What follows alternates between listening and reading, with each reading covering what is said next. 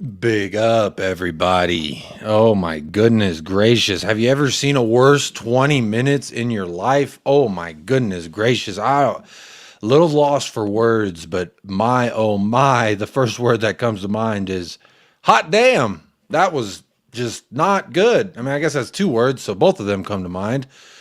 How are you doing? I'm Jacob, part of United Spurs of America. If you haven't seen me here before, where you been? We like to do the fan show over here on the Irish Hotspur. They be streaming all day, especially when Tottenham be letting them down all day.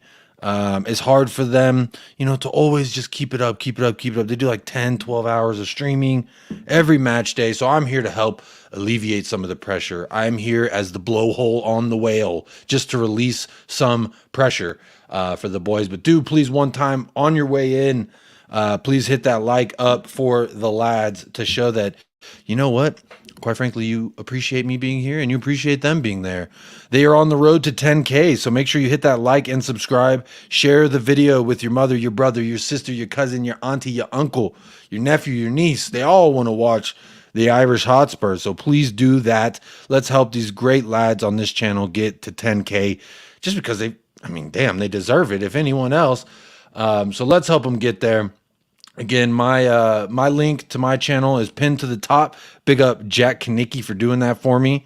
Put the United Spurs link up at the top. So please click that link if you get the chance and go on over and give a subscribe to United Spurs of America if you can. So let's run through some of these comments. I got two beautiful guests lined up in the back. If you want to get lined up in the back, come on this channel and yell at me. You want to yell at Jack and David on Monday, and then on Friday, you can yell at them. You can yell at them all week. All you got to do is just get the membership. The membership is, there's a join button right next to the subscribe button if you're on watching on computer, as well as in the description of this video, there is the channel member link. So get that channel member link, get the link revealed to you, and come on and cry with me, yell with me, laugh with me. Hopefully we can laugh. Not too much funny business today, other than, if you think capitulating in 20 minutes is funny. But let's run through some of these comments real quick before I bring on our first guest of the evening. Let's see who wins first prize is the regular, who's a member. I see the little membership logo right there. It says relegation fight with Chelsea next season. I sure hope not, but at least, there's one London club that is doing a little bit worse than us, so thankful for that. Lynch616 says, let's start this the right way. Levy out. Levy out. Hey, no problem in saying that. I frankly second your opinion. We need some kind of change here at the club. Adrian Schroka, big supporter here over at Irish and over at United Spurs of America. Big up Adrian Schroka, always showing some love wherever we go. Says, good evening all. Welcome to another Spurs autopsy. That is right. That's right, Adrian. We will be dissecting. We will be trying to understand this mess that we just somehow find ourselves in every week. Tequila, big up Tequila says, big up everyone who is going to be on the show tonight. I'm done with Spurs. Good luck to those who stick around, says Tequila. Big up Tequila. I'm about to sneeze, so apologies. I got a sneeze coming on. I'm going to mute myself for that. I'm sneezing because I'm allergic to the bullshit of Spurs. I'm sorry. So apologies for that. We move. Neil Hartley says, when will the deluded Levy fans admit that the team are just a bunch of overpaid tossers who could not give a toss for the club, never mind being any good? Fair play, Neil. Fair play, Neil. Get your membership, Neil. Come on and yell at me. Tell me what you think. Tell me what you think of these owners. I welcome all conversation, my friend. Lynch also says, subscribe to Tottenham, unsubscribe to Tottenham official and unliked on Facebook. I cannot blame you because, quite frankly, oh man, it is quite the show that we are witnessing. And I don't mean the good kind. And I don't mean the kind that you pay money like happily for. I mean the kind that you begrudgingly watch. I woke up early to watch that.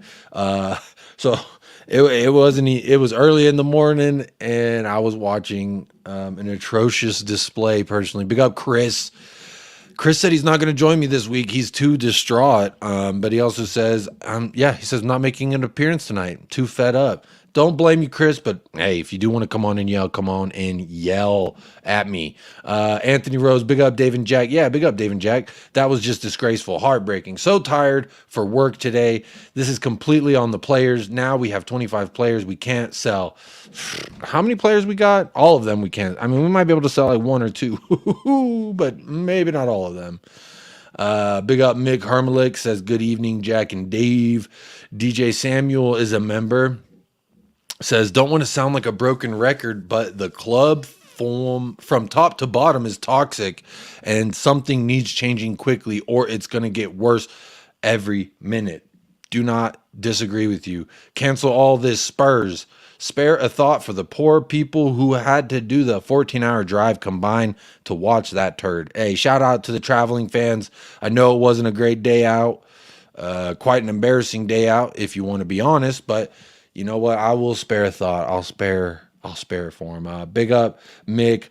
Smash up the likes if you are disappointed by Spurs. Definitely smash up that like. Let's see where we are. We're at 33 likes. Come on, 80 people watching. We could easily hit 50 right now. We could hit 50 likes right now. If everyone just took 2 seconds, hit that like. It's free. Helps the channel grow. Helps the show. It also tells Jack and David that, you know what?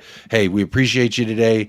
And we appreciate Jacob coming on and hosting the fan show. Gonna get to hear from these fans in just shortly. So we'll have our first guest on in just a minute as soon as I catch up on the comments. But you know what? Y'all are killing it in the comments. I see it flying. So let me try and catch up real quick before I bring on the first guest. Darren says, where's all the Levy Lewis kiss arses now? Don't know. Tequila, shame. I can only smash it once. Thank you for that, Tequila. Tequila's already liked the video. You can be like Tequila and smash a like on the video as well. Anthony Rose, 40 million for Poro. Wow, Conte chose a good one there. Wayne Bonner, big up Wayne Bonner. What an embarrassing, piss poor shit show. Stopped watching after the third goal. This club is flatlining and fast. It's interesting you say you stopped watching after the third goal. On United Spurs of America, I do a show. I run that channel over there with my good friend Michael. He texted me and after the third goal as well. He was like, you know what? I guess I'm going to turn this off and try and enjoy my Sunday. So I don't blame you for doing that. I watched the whole atrocity. It was a car wreck that I just couldn't take my eyes off of. Chris is talking to Tequila. Pedro Porridge. That's a good nickname. Big up Chris. Going to be an interesting atmosphere at home on Thursday. Yeah. Could you imagine if United put 5-6 on us? Like, oh man, I hope the fans at the home stadium will do the fans proud anyway. The rest of the fans around the world. Neil Hartley, the team let in more goals than it take. Well, I don't understand that, but big up Neil. Bring back Emerson Royale. All is forgiven. Everyone, Emerson. We're missing Emerson. We're missing Davies. What's going on in the world? Big up Tequila, showing some love. Big up Mick. Big up EK. EK is always here showing some love, whether we're about to play him or his team just stomped us. He's showing some love. Big up EK. Enjoy your day, man, because y'all had a hell of a time. Big up J. Co. Says Jacob, big up. Darren says Levy just wants to do everything on the pitch with bang average players except for Kane. They are, in fairness, a bang average squad, but Levy says he's a fan. Don't make me laugh. You know, that's actually interesting. I'm going to be asking our guests a little bit about what they thought about the Cambridge interview, a little bit what they thought about, obviously, Paratici, how I say it on the show, Paratici. Actually, we're going to take that away because he's guilty, man. He's guilty. Yeah, well played, EK. That result was totally on the players. Most of them are just crap. Big up, Jacob. Craig Bowler, big up, Craig, says, hope the fans stop calling for a back four now and get off Sanchez's back. We need him for now. We can't sell him until the summer. Yeah, that's a fair play. That is a fair play. Just watched Stellini presser. I almost feel sorry for him. Almost. I mean, he stuck around. He could have followed Conte out the door. Jacob, I feel embarrassed that was shown live on TV. Darren, I agree with you, brother. That's a tough one. We definitely got embarrassed. We're getting drugged through the mud, us Spurs fans. So if you're hanging in there, I know tomorrow, around the office for some of y'all, it's going to be a little difficult. Don't worry about it, man. Don't worry about it. We're not as bad as Chelsea. At least that's the one thing we can take away from it. Rival fans don't need to worry about the inadequacies of their club, but wasting energy hoping Arsenal not win the league. Arsenal going toe-to-toe against a City side that's got 3 players in every position. I don't know if you're here, maybe you're an Arsenal fan.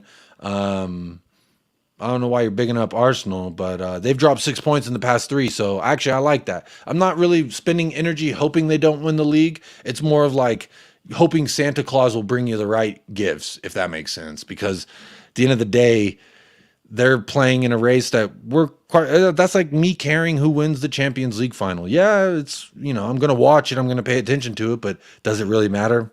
Are we in that? No, we're not in the Premier League race. So I don't really have too much stock. I do hope City win it because obviously I want to give a big FU to Arsenal. So that's just how I feel. Let's see. Rob Belcher, to dare is to do. Really, I've seen some no-shows, but no one's so void of ideas, passion, and points, probably for the rest of the season. Big up, Jacob. Big up, Rob. Thanks for being here today. Sorry that I know the mood's low, but hopefully, you know what? We can just pick ourselves up a little bit. Maybe smile and laugh through the pain, because if you don't smile and laugh, you're going to cry. And you know what? Ain't no reason to cry over spilt milk. We just got to clean that thing up, and hopefully we got enough milk in the fridge left for the next glass. How Perisic has no clue what's behind him. It's just sad. Perisic, I didn't even know. It's in the morning, so bear with me. Early in the morning, I'm watching this match, and then they showed a shot of Perisic on the side. I think he had a throw in or something. They showed him. I was like, oh, I didn't even know this man was playing today. Oh my God, he was. Yeah, but again, I can't single out any one player today because, except for, I will, and I will do that when I bring on the first guest, because there is someone on my mind who I've defended quite a lot that I'm actually about to go in on tonight. I'm gonna cook him. I'm gonna cook him. I'm gonna cook him. Big up Jason Bell. Big up Mark News says, big up Jake. We need your cool, calm voice at these times, mate. Daniel Levy out. Poch back. Come on, you Spurs. It looks like Poch is going to Chelsea. I want to ask the chat real quick, and I'm going to ask also the guests when I bring them on. If Pochettino goes to Chelsea, is he dead to you? Or do you not care? Or do you think it's a good opportunity for him? That's what I want to know from y'all. What do you think about Pochettino? It looks like they're in advanced talks. I've been hearing rumblings that we're supposed to be going for Potter. I don't want Potter, man. I don't want Potter. Even with a 7-2-1, the defense would concede 3 goals. I mean, on United Spurs of America, I did predict at least 2 or 3-1 of a loss. I did not think it would be 5-0 in the 20th minute. Hey, leave it to Spurs to surprise you, because you know what? I didn't even think we would be that bad in the first 20 minutes, but you know what? I am wrong. Daniela, big up Daniela Zito says, evening, Jacob. I'm just speechless. It was embarrassing. I feel like I know what to say. It's just I can't be bothered to say it anymore. Absolute shambles. Fair play, Danielle. I agree with you completely. Then Darren Fearon says, we are showing relegation form. I'm worried for next season. I can come on and just yell at you. Yes, you can, Tequila. And you are a membership. You got a membership, so you can. I'll put you in the queue, man. You come on, you just yell at me. We wouldn't even have to talk about solutions. You just want to yell, I'll welcome it, because you know what? This is therapeutic for me. My wife is sitting there like, why are you sulking after the game? Why are you reading stuff? Why are you listening to stuff? Like, just move on. And I said, I don't move on until I get to talk and have my therapy. So until I'm therapized, I'm going to be dwelling. But after this show, you know what? It always helps me cleanse myself, especially when I get to talk to some of these beautiful guests that I've already got lined up that they're waiting in the back so patiently. So you know what? Without further ado, I'm about 8 minutes behind in the chat. I will keep rolling through the chat. If you have any questions for me or the panel, you can hit a super chat and get that question asked immediately, or you can put it into the chat and I will star it and I will bring it up at a later time. So just know I will be monitoring the chat. I will be looking through and trying to run through it. May not talk about everything unless it's a super chat, but if you have a really good question, please do submit it. Even if you can't super chat financially, just hit that like, say Q, like question dash, and then your question. It'll make it easier for me, and then I'll star it and I'll ask the guests and stuff. So without further ado, I've been rambling for almost 15 minutes now. So I think it's about time I bring on the first guest. What do y'all think? Y'all think that's time? I'm gonna read one more comment, then I'm gonna bring her out just to give her a couple seconds. Mark News, Stellini set up with Perisic and Poro, left our defense wide open. Stellini hasn't got a clue. Get the youngsters Devine and Mundul on the pitch to show some passion and pride in the badge and in the shirt. Very good comment here, Mark. And I know you're fighting you only get a certain amount of characters per comment, and I know you were fighting with it on this one, but good job getting your whole comment out there. So without further ado, let me go ahead and bring on the first guest of the evening. You know her, you love her, you've seen her here on the Irish Hotspur, you see her on THFC Till I Die, and you can find her on her own channel at Spurs Between the Lines. But without further ado, welcome Mia. What's up? Oh, yeah.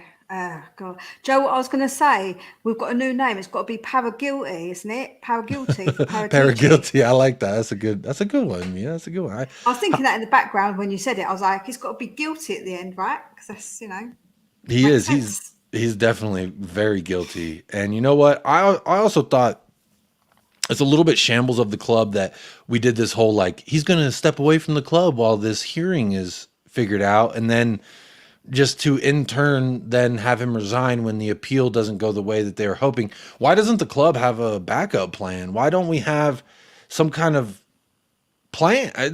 I would love a plan at Tottenham. I don't know about you. I mean, I would love to have a plan. The only thing I can say about the Paratici thing, which is obviously people might not consider, is the legalities. You can't just fire somebody if they haven't been found guilty or something. That's the only thing I would say.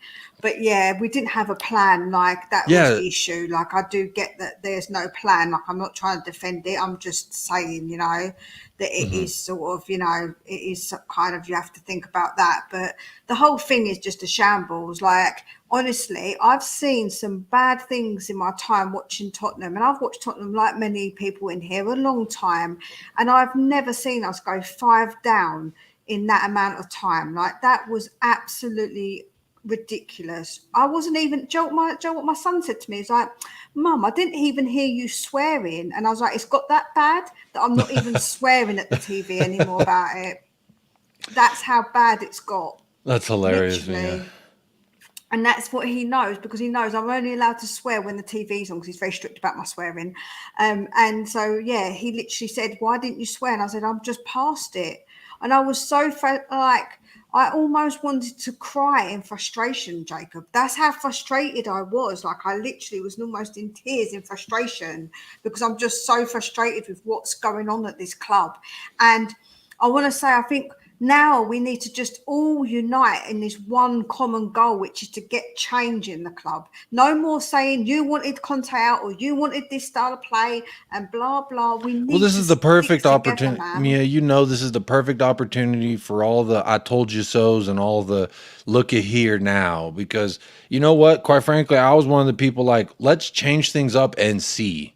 And we did. We changed things up, starting with the 11. I mean, we saw it with 4 at the back, which a lot of people were saying they wanted to see. Yeah. And for me, I mean, personally, I was kind of like, oh, okay, so this is what we're doing, is how I originally thought. And then, I mean, that quickly changed, because you quickly saw maybe the reasons why Conte was hesitant to go with 4 at the back. Because when you have Eric Dyer playing in a back 3, he's not good. And then you have him playing in a back 2, I think he's just going to be even worse. And I mean, we saw that. Romero, he had a howler of a day as well.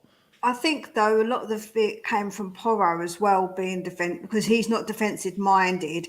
I'm not trying to defend Dyer at all, but I'm just saying, like, for me, the thing is, a lot of people call for it, right, Jacob, but we don't have control of it. Stellini doesn't come on to Spurs Between the Lines and go, "Oh yeah, that Mia girl, she wants me to play these players in this style, I'm going to do it." Like, honestly, they're not going to do that. So he obviously played it because he wanted to play it. It had nothing to do with me or you. So this finger pointing and I told you so isn't going to help. We all need to unite, and the one fact is that we want change for the club, and that should be the biggest factor. Nothing else needs to matter now. No pointing fingers, no saying it's anyone's down to anyone or this fan's this or no, none of that. We all just need to stick together for the one united thing, which is that we all want change. Like, to me, that is the biggest thing.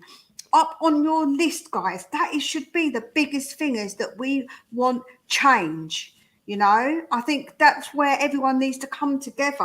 And I've been saying it for a while now, that in the fans we trust, because we have to trust each other and come together. I think But that's the it's thing, just Mia. I think important. I've already seen it. I've already seen it on a few channels. I'm not gonna name any names, but just the immediate, like, hey, this guy was wrong. It's his fault. It's his fault. It's all the fans' fault. And that's the problem that I have. When people start pointing finger at the fans, my main question is, how did the fans concede 5 goals in 20 minutes? What did I That's right. do? What did you do? What did we do as a collective fan base to concede 5 goals in 20 minutes? I don't think that we did. No, And that's it. and then, so I have this argument with people who do blame the fans. They say, okay, well, it's the fans that just sit by and they allow Levy to do his bidding and they allow this, that, and for me, there's a time and a place. Like, obviously there's nothing Levy can do right now to change the players that we have. You could argue, yes, he could do something to change the managers, but really until the summer happens, all we can do is just watch this slow train crash that's happening. And yes, I blame Levy for the 22 years of mismanagement in regards to our first team. And I say that specifically in regards to our first team and academy and physio room, but I do blame him for that. But what I saw today, I just don't blame the fans. I don't know. I don't No. understand the rationale between our players playing like shit, conceding 5 goals, and then fans turn around and say, see, this was your fault because you wanted a back four. Bitch, I didn't make it a back four today. Like, excuse me. Exactly. I But don't know how the, that's what I'm saying, that none of us affect these things. These are things that are not in our control, Jacob. But what is in control is that we can demand change. And okay, people might say, well, oh, but you do this and you don't do that. No, we all need to just come together and all do our bit in our own way, because that's important, just to respect everybody in the way that they wish to do it. But we all need to have the collective thing, is that we want that change. And that, to me, is the most important part. Is that people might say, I've heard it before and I've seen it on my chat, that I'm a Levy lover, which is not true. I don't support Levy. I just will always be fair in my arguments. I always try and be fair and balanced, right? But I want what's best for the club, just like you do, Jacob, just like what Tequila does, what Wayne Bonner does, what Mark New does, all the people in our chat. We all want what's best for Tottenham. And that's why I think we all need to really come together and not argue anymore, and just come together. Let's not say I was right and you was wrong. Let's not do that. Let's all just come together, because that is the biggest thing. If nobody turns up, if 60,000 people don't turn up for that match when it for Man United, or okay, even 40,000 people don't turn up, that is saying something. And the club are going to notice when the South Stand is empty. and that's the thing. That's the thing. But that's the thing. I feel like the fans who are so upset at the people who don't do certain things, that are upset at these fans. Like, for instance, if I had a season ticket and I paid for all my season ticket, right? And then I'm saying, you know what? I'm going to stop going to games as a form of protest. But then I turn around and sell that ticket to someone who's going to sit in the stadium, who's going to buy beer, who's going to buy hot dog, whatever the hell they sell out there, magpie pies. I know y'all like pies out there in England. So if it's pies or whatever, there's still someone there with the ass in the seat, which is visually, that's what they care about, and someone who's going to be buying concessions. And so, No, I do to me, understand. I don't understand the people who sit in this high mighty position, like, you all as fans down there are so poor because you accept all of this. And to me, No. that's just not fair, because I mean, you're selling your ticket and someone else is doing exactly what you're complaining about, but you're profiting off of it. But So don't. I wasn't saying that. I was just suggesting, if we want a way, whatever way people feel like is the best thing to do. If it is protesting in that way, then do it. If it is protesting outside the stadium, then you should do it. That's what I'm saying, Jacob. I'm just saying that was just an example. I don't sit here and tell any fan how they should and shouldn't support the club. Absolutely not. Whatever you think is the best thing to do do it, but we all need to have that same collective thing, which is to have change. So for me, that's I the agree. There biggest needs to thing. be some kind of change, and whether you have a problem with Levy, whether you don't have a problem with Levy, I think the general consensus that at least from my little world is both sides of the fence are both saying there needs to be systematic change and fast because there's a huge problem. Big up CF. I have started this comment. You know, I'm gonna ask this comment. Mia, how do we fix this without selling Kane and Son?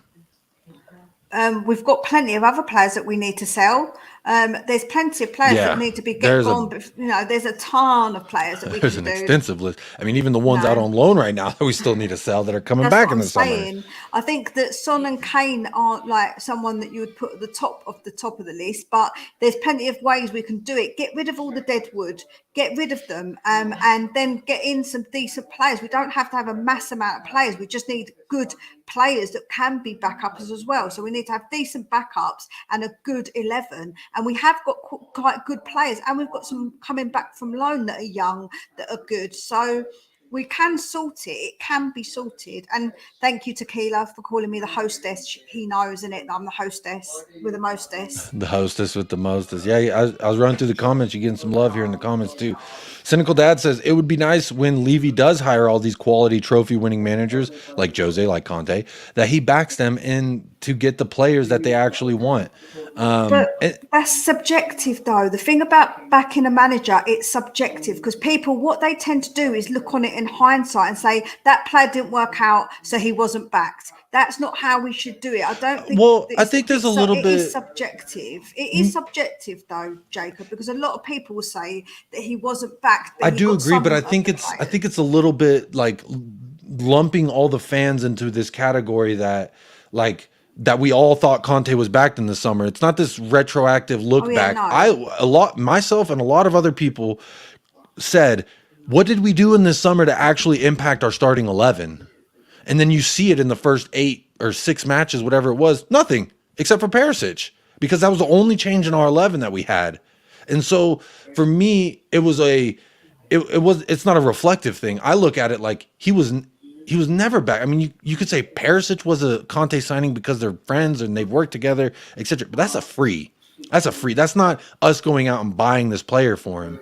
Now, I don't know where he landed with Bissouma, but he did mention in an interview that he wanted Casemiro, and we didn't get Casemiro. And look at it, he's the best defensive mid in the league this But season. the problem is, though, is that we can say we want to play, but if he doesn't want to come to us, then that's another issue. So what I'm trying to say to you is that we've got to That's be fair. like, But we then who could can't. but who's at fault for the fact, sorry, I didn't mean to cut you off, Mia, but who's at fault for the fact that players don't want to come here? Imagine if we were successful and a But lucrative club. if I imagine there was players willing to sign with Tottenham after that after the Champions League final that we lost because they said, you know what, they're close, they're inching around, they're sniffing around some success. Maybe I want to go there. But I mean, if you look at it from this point, as a manager, as a player, why the hell you want to come here? That's But a good point. the fact is that my good point would be that these bigger clubs have always got players above us, though, Jacob. And Man United are always going to get picked first by a player. A Liverpool are always going to get picked. Now a City will, an Arsenal will, a Chelsea will, but they always have done because they are bigger clubs. And that's where you've got to kind of settle with the fact that that does just happen. It does. And it is the facts of football. And it always has been because in the past, we used to sell like a lot of our players to a Man United, because they were that bigger club than us. And our players wanted to go to a Man United. So that isn't something that's new. That's actually something that's been pretty, done for quite a long time. So I would say just be considerate of that. And if he did like Basuma and said, yes, I agree, then okay, he did want some of these players, but maybe not all of the players. I agree with that. But it is subjective, this whole being backed thing. It is a subjective term because a lot of people will look on it as in, oh, that player didn't work out, so he wasn't backed. And that's not really, like I say, it is a bit subjective what people do with it. Not everybody, but some people. No, hey, Mia, I always value everyone's opinion, whether I agree or disagree. To me, in order to get, you know this, we're both adults. When there's anything that happens, there's two sides of a story, and the Of truth is in course. the middle. And so, Yeah, whether that's I'm extremely like, I hate this guy, or I love this guy, somewhere in the middle is like the actual truth, right? Because our personal experiences and emotions and feelings and all that come into play whenever we're like telling a story or are sharing our opinions. And I think that you mentioned that we as fans, we all need to unite. And Blue Mountain makes a great unite behind what or who. I agree though, Mia. We as fans need to stop going after fans. But me saying that only creates a bigger target because I'm no longer firing back at fans. So guess what? Now fans can fire at me and say, "Oh, you're part of the problem because you're accepting this," and that to me is just not really fair. So I but don't know what we unite behind. we What unite behind change. That's what we unite behind. That's what I said. All unite behind change. There we go. There's something you can unite with. There isn't, not so all I'm is gonna play lost. the devil's advocate here, and this is not by any means like my complete perspective here, but to challenge that, what you just said, which is change, some people will view that the only change that will help this club is Daniel Levy gone. And there are people who feel like that's just not going to happen. And I mean, realistically, if I look at it, why would you leave something that's making you so much money? No, I Until you do. get paid out, why would you leave? Listen, I do understand that the whole thing getting Levy out isn't easy because not often. Well, I've never seen it happen. Mike Ashley sold when he wanted to. The Glazers will sell when they want to. No one's going to sell unless they want to. Let's be honest. But the change that we can push for is that we get told more, that basically we have this plan, that we get told the plan to make Levy change. As like, if we can't get him out and people are aside to the fact that we can't get him out, we need to change the way he behaves, and that's the change that we have to push for. If people think that they can't get him out, and if people just want him out and they don't want to accept that other part, then that's fine. Or you can push for that. Like, obviously that's up to you, but something needs to change, and that's how I see it. I agree. Either way you look at it, something needs to change, whether it's Levy, whether it's the way he managed it, whether he steps aside and appoints someone to do his job. Something needs to change to affect this first team in the direction that we're in. Because, quite frankly, there's some Chelsea mates that I got that, when I look at next season, I can definitely see Chelsea. Yeah, we can laugh right now, but I can see next season Chelsea figuring things out if they get a maestro to help pull the strings there. So I don't know. I'm just really, man, it just sucks. 6-1, 5 goals in 20 minutes. That's not good. That clearly shows there's a problem with these defenders, these midfielders. I did feel a little bit bad for Papa Matasar Yeah. getting the sub off because we were getting just atrociously demolished. But you know what? There was too many holes. There was too many holes in the midfield. There's too many holes in the defensive back. So honestly, there is something I do want to talk about that is pretty for me upsetting. Hugo Lloris.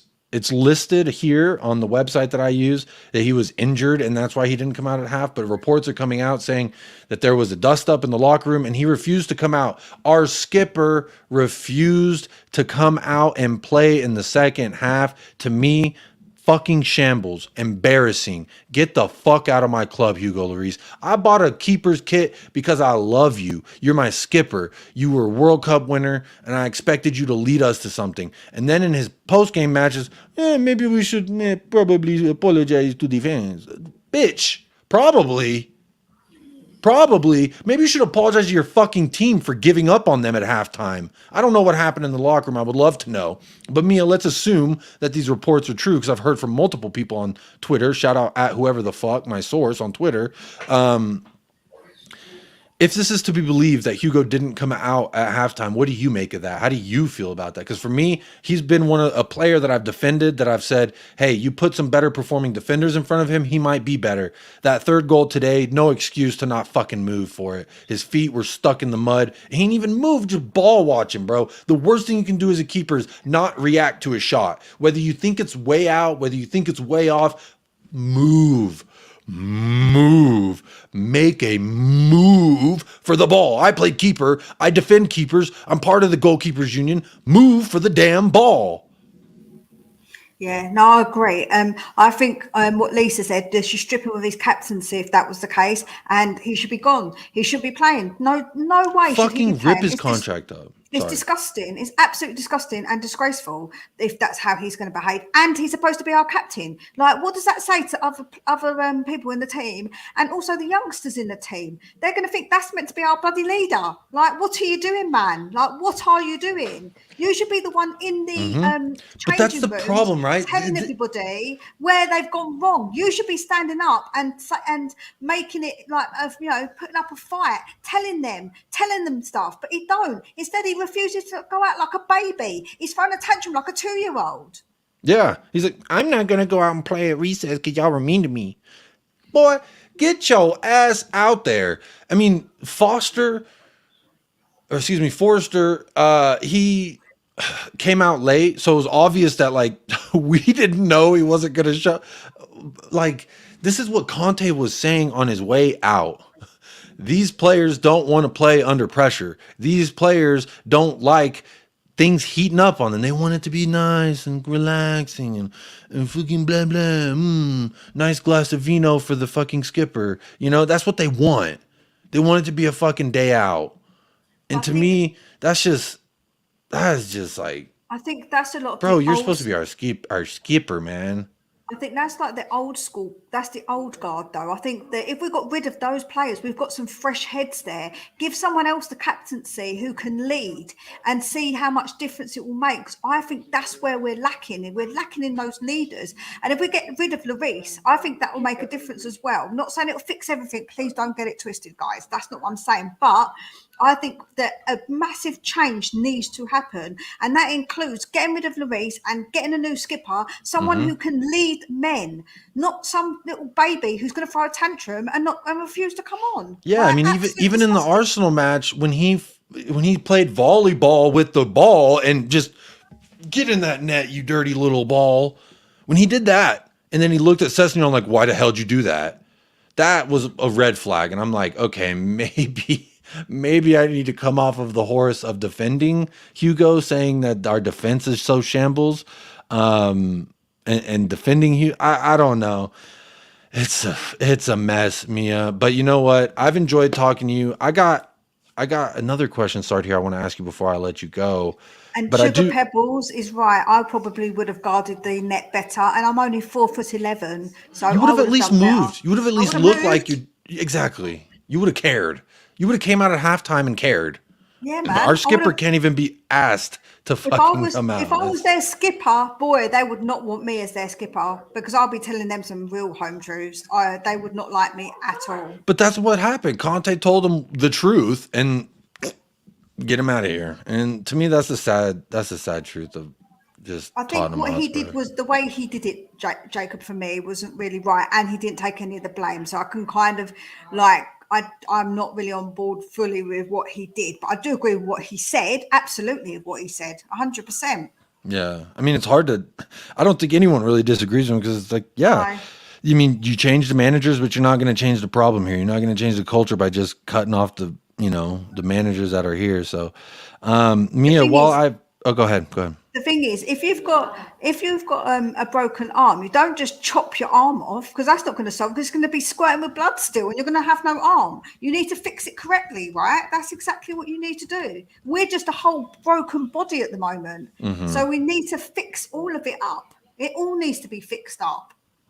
Yeah. And I'm saying starting with either the board, maybe like just let a football person handle the football stuff. And it's scary to me, some of this stuff. Levy's leading the charge on our manager search. Levy's leading the charge on our director of football search. Levy's leading the charge on he's already got 4 players shortlisted.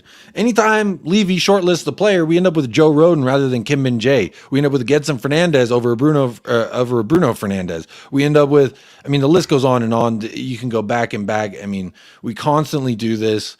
I do not like it when Levy's leading the charge, but honestly, the comments are coming through that y'all are killing it. I'm still looking through, but I'm going to scroll down.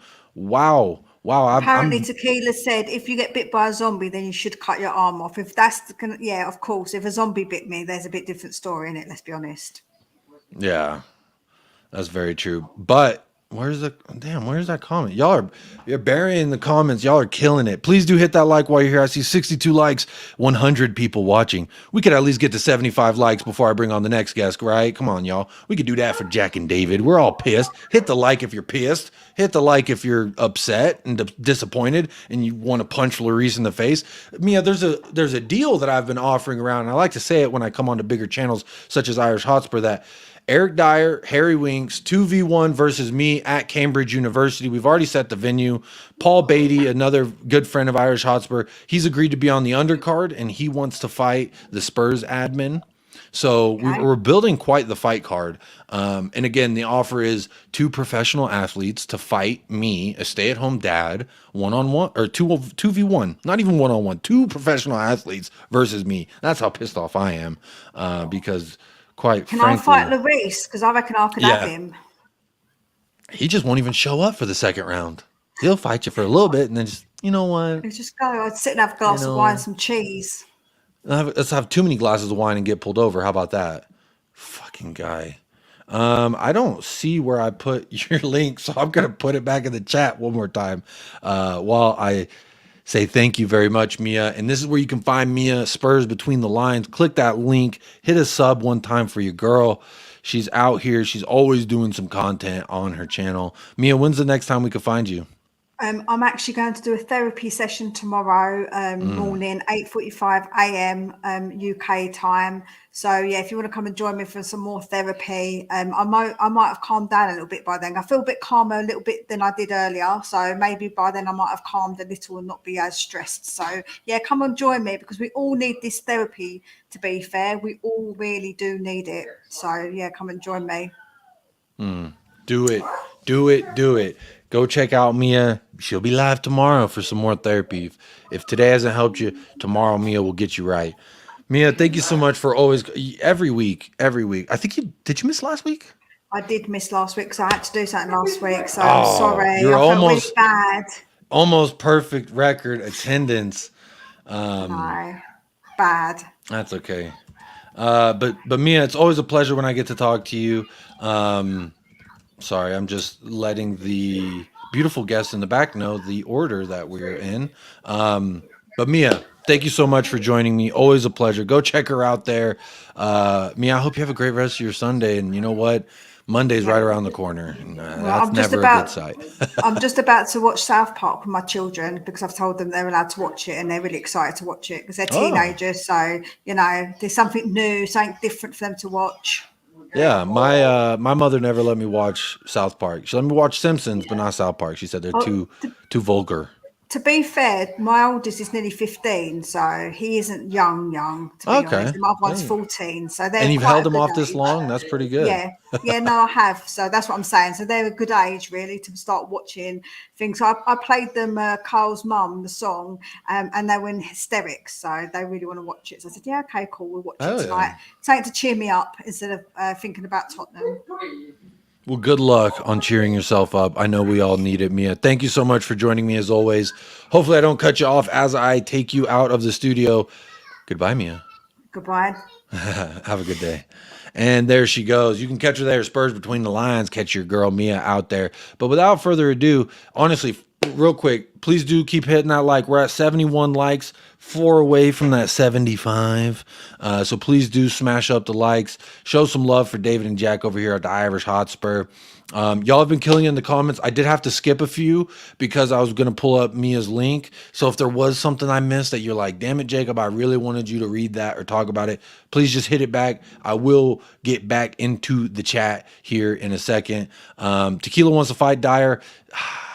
I see. The thing is, he's a little, excuse me for anyone who doesn't like me saying this, but Eric Dyer's a little bitch. And if you try and fight him one-on-one, I think he's going to run from that, much like he ran from Iheanacho when he had him one-on-one and he just fucking stood there. So that's why I sweetened the deal. I said, you and your other weak ass mate, Harry Winks, both y'all can fight me. 2v1.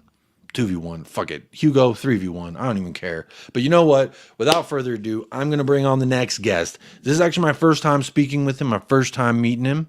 I believe he's been on this show quite some time, but he is a member of the Irish Hotspur, no doubt. So he is family. We are family. And without further ado, let's bring in Mr. Ryan. How are we doing, brother? Yeah, bro. Sorry about the last time we tried doing this. So let's try this again, shall we? As a first meet this time round. Yeah.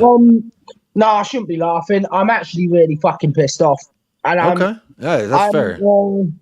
And I know my language is probably going to be a bit foul tonight. So if anyone's got any kids, so this is just a warning to everyone who's got kids who might be watching. I do apologize, but do not allow them to watch this segment of the show. Let's hear it, man. What's the first thing that's making you upset? You know, I want to a little bit weird. Well, first of all, can I just say something? Sorry, Jake. Yeah, go ahead. Basically, right. You know, you said about who would you rather fight? Mm-hmm. I'll take on Daniel Levy and punch him in his fucking face and leave him for dead. He would never accept that, man. He'll go to Cambridge and sit in a leather chair twice his size before he does that. But this is why I tried to sweeten it up. Down to fucking Cambridge, bruv. You'll go to Cambridge. Hey, that's why I said let's fight in that ugly library, because quite frankly, Cambridge, you got to do better for your set design, my guys. That was just ugly looking. If I'm honest. Let me ask you. I'm gonna rewind a little bit rather than keep jumping in the pool that I was swimming in with Mia. I'm gonna rewind a little bit and let me ask you.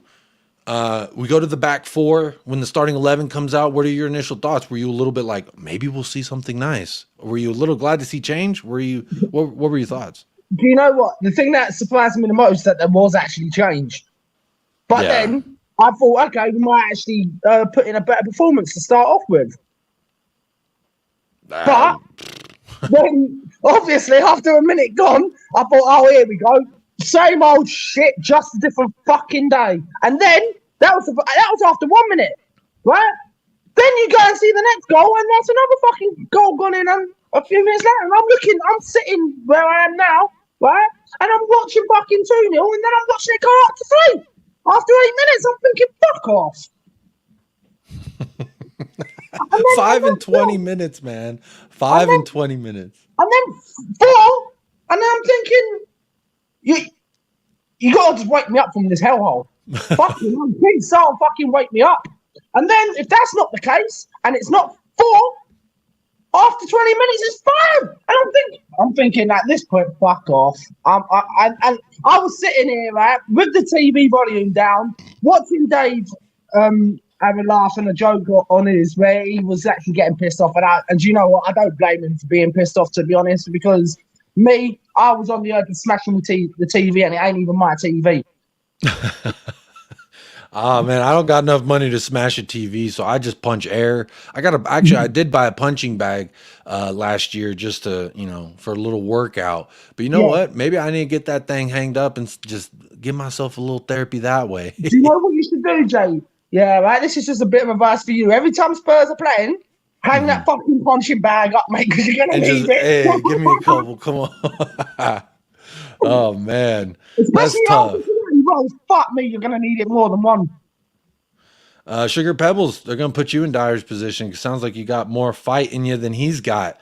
You know what? I'll bloody take that, because you know what, right? Even though I'm a goalkeeper by that time, I'm not really the best at in Dyer's position, but I'll take Louise's position. If you want me, I'll be in goal by next week. So you play goalkeeper, I play goalkeeper. That means you're part of the goalkeepers union, and you brought him up. So let's talk about him. What is your thoughts? If it is true that Hugo Lloris refused to come out because of an argument, this isn't the first time we've seen him argue with Heung-min Son during the Jose Mourinho era, very well documented fight, and we got to be little flies on the wall to the edited form of their argument. Again, edited form of their argument. I mean, this we don't even get to see or hear. But if it is true, how do you feel about our captain, our skipper, refusing to show up in the second half? Right. First of all, do you know what? I don't believe that it's not true. I believe it to be 100% true, right? To start off with, because after just going back to what you just said with him and Son with that bloody argument, right? I believe for a fact that he wanted to fucking leave. He wanted to not come out for the second half. I don't believe this bullshit where it was like a fake injury and everything. Fuck off. No. Do you think he got injured? What he did wasn't limping off at halftime. I think the only injury was his fucking ego, his fragile self-esteem. Yes. So I believe, right, that it was a bust up at halftime, and I do believe that he didn't want to bloody come back out, right? And to be honest, Craig Bowler, sorry, just real quick, Craig Bowler, if I was in the stands and he come running up, catch these paws, motherfucker. That's how I feel. Catch these paws because I'm going to be swinging on you. Because guess what? You deserve to get swung on that day too when you went up in the stands acting like a hard ass. Come on.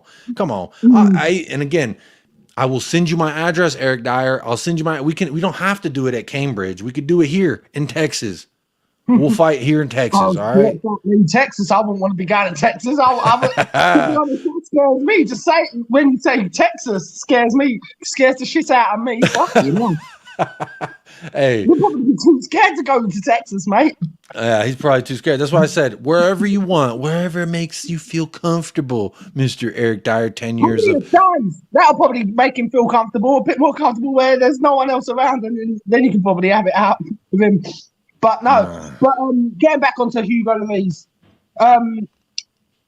yeah, I believe it was all down to him. His fucking ego was damaged. Don't give a damn.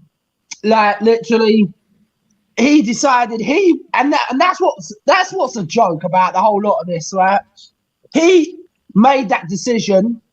Now, as he thinks he's the manager, that he decides he's coming off at half time. Who the hell do you think you are, Louise? Fucking hell, if you want to be a manager at the club, right? Fucking sit on the sidelines every day, every week then. And you take the fucking abuse. I'm curious. I didn't see any shots of him on the bench. Did he just sit in the locker room and pout like a little kid? Did he come out and sit with his teammates? I'm really curious if anyone out there. No, you know what I think he did? I think he went back to France after he realized what he'd done wrong. Yeah, people were saying that Daniel Levy looked like he was going down to the locker room at full time, and then Alistair Gold tweeted that it was actually he was going down the tunnel to get the hell out of there, and he didn't go to the locker. I was like, I was just gonna say that I think Hugo and Levy, they got themselves a little car together, and they said let's just get out of here before the angry mob shows up. Nah, I think he's setting up a new contract for Lloris and fucking Dyer. That's what I think, because that's the typical Levy thing, isn't it? Yeah, it really is. He gives all the shitty players a new fucking contracts, and everyone else who, if you perform badly, you get a new. And this is the motto for Levy, and this pisses me off now, right? The motto for Levy is, give shit perform players and when they're having a shit performance, a new contract, and all the good ones, you just fucking leave outside the fucking front door. Well, really, it should be the other fucking way round. I'm sorry, but I know my language is foul tonight, but it's got me that bad that I need to get this off my chest. Hey, get it off your chest. That's what this show is about, people. That's what I do. Every time, the first fan show I ever did here on the Irish Hotspur was after that 4-1 loss to Leicester City. And I remember telling Jack and Dave, they're like, are you sure you want your first fan show to be after this? I said, you know what? Win, lose, rain, or shine, I'm going to fucking be here. Because people need to say their piece. Because if they're anything like me, you're not going to feel better till you get it off your chest. Yeah. You know what? It's not going to solve everything just by me saying, fight me, Dyer, fight me, Winks. No. I'll fight you, and let's all fight each other. You know, it doesn't solve anything. But if it can make you feel better in the moment, then why not talk about it? Why not let it off your chest? So that's what this is about. Can I just go on about what the Midnight Guardian's saying? Right? It wouldn't surprise me, Midnight, if he is being rumoured to move to Spain. Why wouldn't he want to? Now because of seeing the shit performance today. So yeah, Midnight Moon. That doesn't surprise me one little bit. Yeah. Hey, we got another goalkeeper here from the Union. Ray Hill says, I was delighted that Twat didn't turn up for the second half. I mean, I think we were all a little happy to see Frazier. Yeah, you know what? I was happy to see Fraser in the second half, to be honest, because it couldn't have got much worse, could it, really? But then, do you know what, though? I would have actually, do you know what? Going on about the starting lineup, I would have changed every single one of them, fucking, that whole starting lineup. I agree with Dave, what he said earlier. I believe we could have played our fucking under-17s, right? Who actually won a cup, and that's another thing, right? Daniel bloody Levy will not do that, and do you know why he won't do it? Right? Because he thinks that they're winners. He doesn't like winners. He hates winners. And this is what I said to Jack and Dave on Friday. They don't like winners. He only likes losers. Well, fuck off out of our club if you like losers. Go down to Arsenal and fucking fuck them over. Because they're a bunch of wankers who are losers anyway. I agree with you. Well down there, wouldn't they, actually, if you think about it? Craig Bowler says, my money's on Dyer. Again, I'm not expecting to win this 2v1 versus Winks. I've very much thrown it out there. I'm a stay-at-home dad. I'm not in physical shape to go 3-4 rounds with a professional athlete, let alone two of them. So that's why the odds are ever in their favor, and they must accept the fight, right? Because it's going to be easy for them. They should win. The money, I would put my money on Dyer if I was betting on my own fight, because I'll give you about 2 minutes of fury. But once my initial burst of energy runs out, they're professional athletes who run for 90 minutes. They should be able to kick my ass, surely. You know what? Give Mike Tyson Dyer, because then he might actually start performing better. And then right after he's had Dyer, let him have Daniel Levy in there as well. Might punch some sense into him. Actually, it'll probably kill him. But hey, at the moment, the way that I'm feeling, I really couldn't care if Daniel Levy was to fuck off and go to heaven. But then he's because he's like the devil in disguise, that Daniel Levy is, and it's really a joke. So, what would you change if you had the power? Before I let you go, let me say, what would you, in a perfect world, you can do whatever you want. In regards to ownership, players, what's the first move that you're making, Ryan? What would be the first move that I'd make? I'd get Daniel Levy out of the club. That'd be the very first move.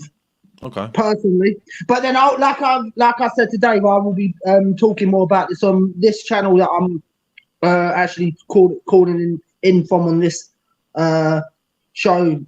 With I'll be hopefully on Tuesday be giving more of a statement about that then on this channel. Okay. On Tuesday. That's part of the great part about getting your membership is you don't just get one fan call. I've actually set up my own channel. So the channel. Oh, you're setting your.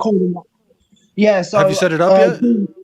I've got as far as having to wait 24 hours on this. It's actually, funnily enough, this actual channel, my Tottenham Forever channel. The one that's in your name is. Yeah. Can I find it and promote it before I let you go? Yeah, of course you can, mate. Of course you can. Forever. Yeah, it's not got Ryan in it. It's just so that everyone knows who I am, obviously, here. But obviously, it's just Tottenham Forever. It's spelt exactly how it is. But obviously, I haven't got no videos up at the moment because I'm still waiting for it to go through. But it's kind of... I can't find it. I'm sorry, but oh no, don't worry. It's cool. Next week, if you got it set up next week, call in with me. We'll talk again. Hopefully, maybe we can laugh a little more, and we can definitely get that. But by Tuesday, hopefully, if everything's set up, if I've set it up properly, I should be able to. It should start running properly, but. At the end of the day, I'll be on there Tuesday, so it won't be able to go live or anything, but I'll be able to start making, hopefully, videos by then. But I'll be on Tuesday. Going to probably discuss more about this with a lot less, hopefully, swearing in it, because obviously today's just, I'm just absolutely fuming after today because I needed to get this off my chest, and it's just. It's been a joke today. The whole day was brilliant for me. Yeah, right. I know it's getting becoming nearly 7 o'clock at night here. No, nearly 8 o'clock at night here. But it's a joke because like the whole day before 2 o'clock this afternoon, I was in a really good mood. And then I see that performance and it's literally stressed me out. So what did I do? I went to sleep for an hour just to try and take my mind off it. And it still didn't work. So I woke up in an even fouler mood. And then I thought, well, I'll see if Dave's doing the fan show and get it off my chest there and see if that works. And it actually has. Good, man. Good. That's what I'm here for. I always feel better after the show as well. My goal is if we lose to help, just get it out, get it off your chest. Let's talk about it. And you know what? Yeah. Maybe we can at least sleep a little bit better tonight. And if we win, let's celebrate. Let's have a good time. So that's kind of my mood. I would have loved to have spoken to you on better terms, to be honest, Jay, because it would have been nice to have actually said nice things, but quite clearly I can't if all we're putting in is a shit performance. Do you know what I mean? And I'm not going to butter it up. It was a shit performance, like usual, and it's totally like it's just totally bullshit. Do you know what I mean? Mm-hmm. So it is. I don't know. What would you? Just before I go, I want to get your thoughts on this, Jay. Yeah.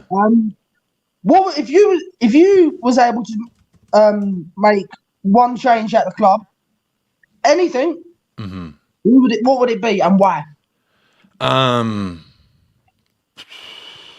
What I would do, I mean, I'm going to change my answer, but my answer from my heart would be Daniel Levy, just move away. I don't care if you leave. I don't care what you do. I really don't give a shit what you do. Just stop making football decisions for this club. Yeah. That's the first change. But in order to diversify my answer a little bit from yours, because we're on the same page there, to diversify, mine would be to give everybody the Matt Doherty treatment. Get the fuck out of here. You get the fuck out of here. You get the fuck out. You get the fuck. You're cool, but you get the fuck out of here. That's what I want. I want that. And let's start with Hugo and Eric Dyer. I wonder what their opinions are, if they agree with us or if with Daniel Levy having to go, or if they've got their own opinions. It'd be interesting to see, to be honest, Jay. Yeah, it will be interesting to see. Thank you, Ryan. Thank you. It was very nice to meet you, my friend. Got a few more guests lined up in the back, so I want to make sure to give them a chance. But, man, it's been really good talking with you, man, and really nice to meet you. So let's do it again sometime, hopefully under better circumstances. Hopefully. Hopefully. Big up, Ryan. Take care, man. Next week, we will promote your channel, your very own Tottenham Hotspur channel. So I'm looking forward to it, man. Yeah, that's cool, man. All right. Take care, my friend. Nice to meet you. Up the lads. There he goes, Ryan at Tottenham Forever. You can find him there. Maybe next week once he has his channel up and running. But let's see here. Without further ado, I'm just going to bring on the next guest. We got a couple more lining up. Wes, I'm going to go to Donovan first. I haven't met Donovan. He's been waiting really patiently, and I've seen him smiling and laughing in the back. So I'm going to run to him real quick, and then Wes will go to you. And then Chris will round it off with you. I think you'll end this thing with Chris, I think you're going to end this thing with a bang, because I see you in the back. You said I changed your mind, and I am grateful for that. So without further ado, and my first time to meet and speak with Mr. Donovan. How are we doing, my friend? Nice to meet you. Hey, nice to meet you, Jacob. Big up to Wes, man. Thanks for your patience. Big up to you, Jacob, for sticking to your word, man. Yeah, I try to be here for the people, It's funny because Dave and Jack, they'll text me after a performance like today and be like, are you sure you want to do a fan show? I didn't honestly think you were going to, but I mean, that's a testament to your character. At least you show up for the second half, right? Yeah, I'll show up. Rain, sun, or shine, whatever the saying is. You know the saying. That's the one. I will show up. I will show up and at least, provide a platform for people to come, like Ryan, come yell at me for a minute, and it'll help. It'll always help. Yeah, big up Ryan. If you don't cry, or if you don't laugh, I'll cry, right, man? That's crazy. Absolutely. So let me start from the top. When this 11 came out for you, what were your thoughts? Were you excited for the change, or were you a little worried? The heart wanted to say, hey, the back four masterclass incoming. Let's go. The reality is the fact that we have two wing backs that are, wing backs. And man, on one of those goals, Perisic was on the touchline. What are you doing so far out wide, man? It was crazy watching that back. I thought that it was really, really doomed for failure. Even though I back the guys. Obviously with the platform you have, but you have like an obligation to the people, right? My obligation as a leader in my own personal life is to like, just be that person and like say, hey, we're gonna win.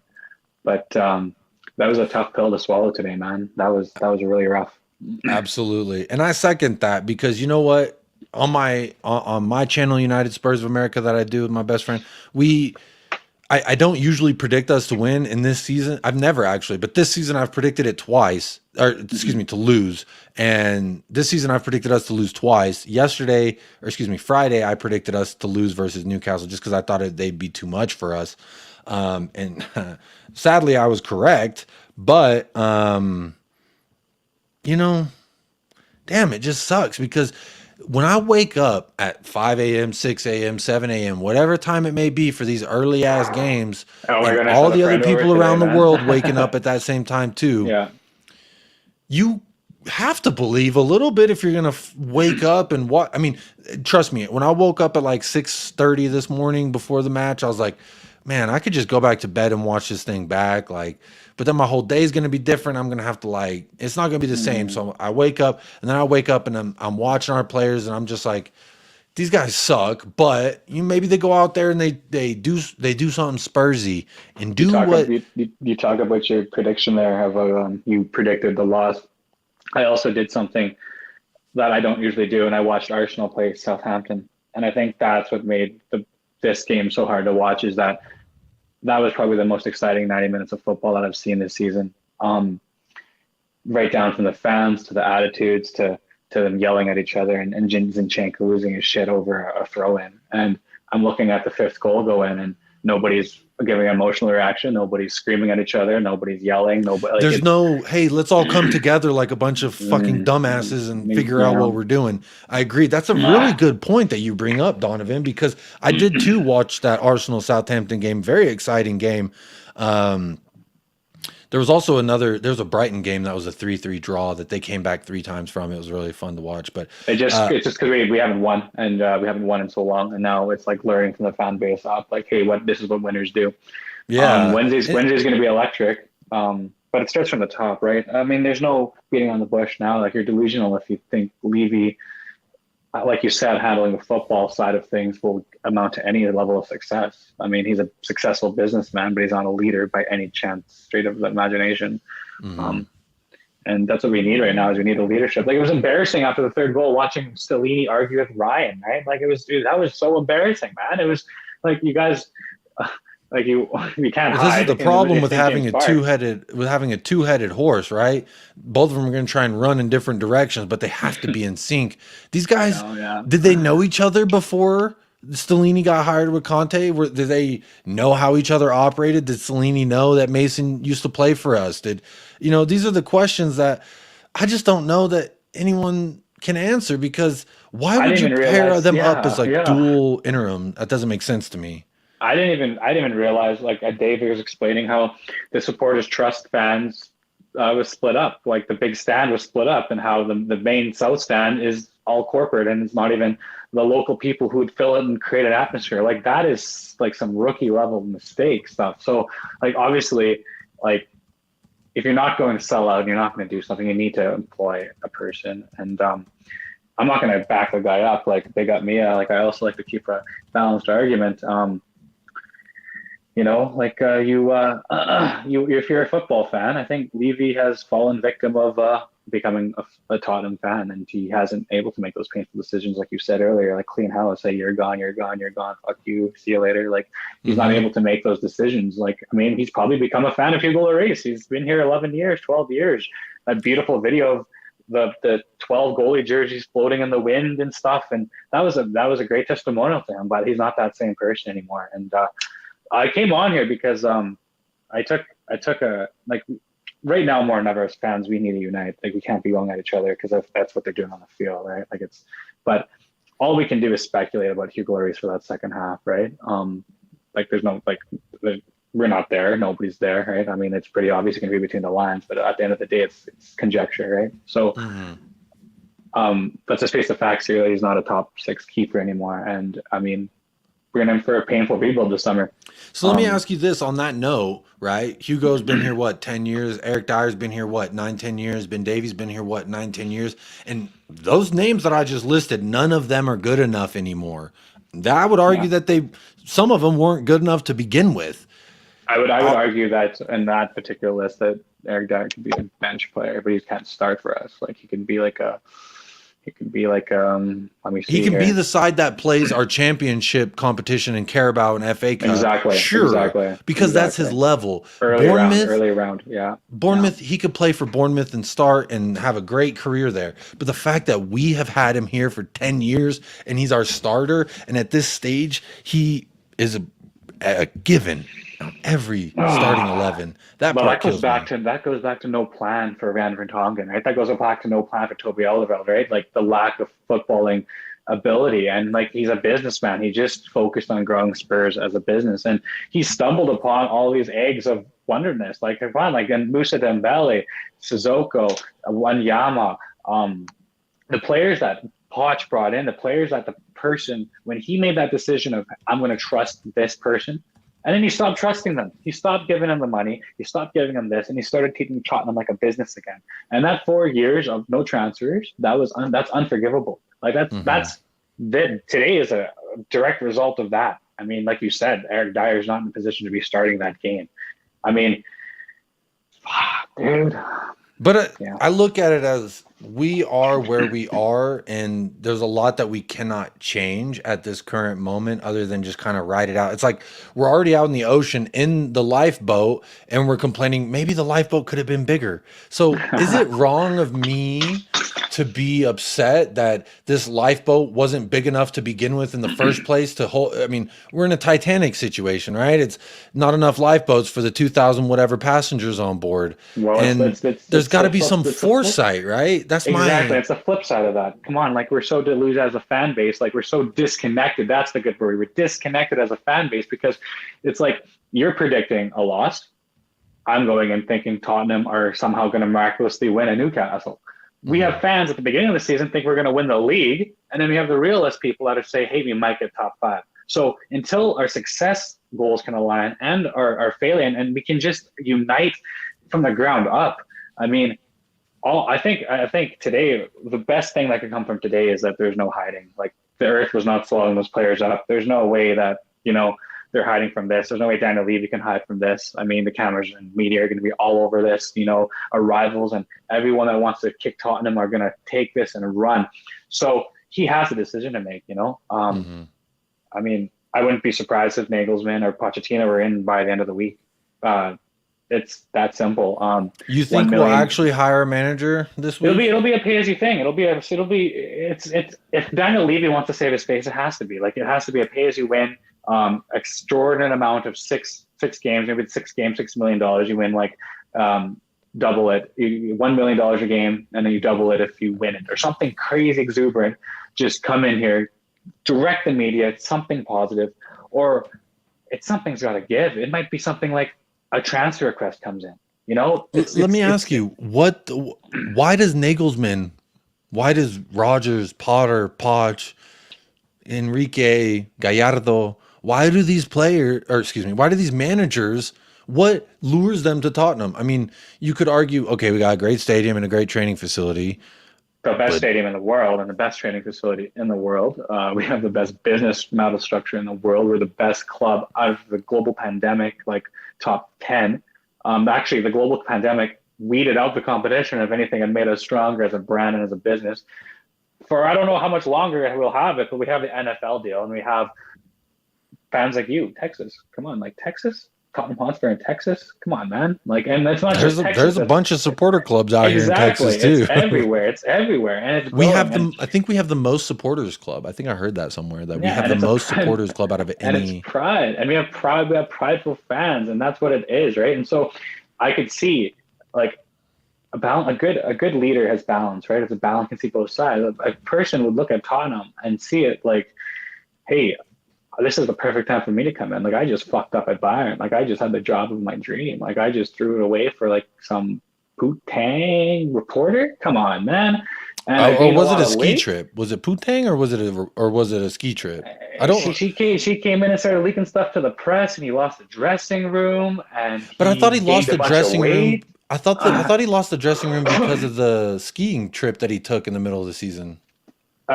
There was a leak in the dressing room that everything, like for example, Sani would tell him something one week and then it would come out in the press the next. And quarantine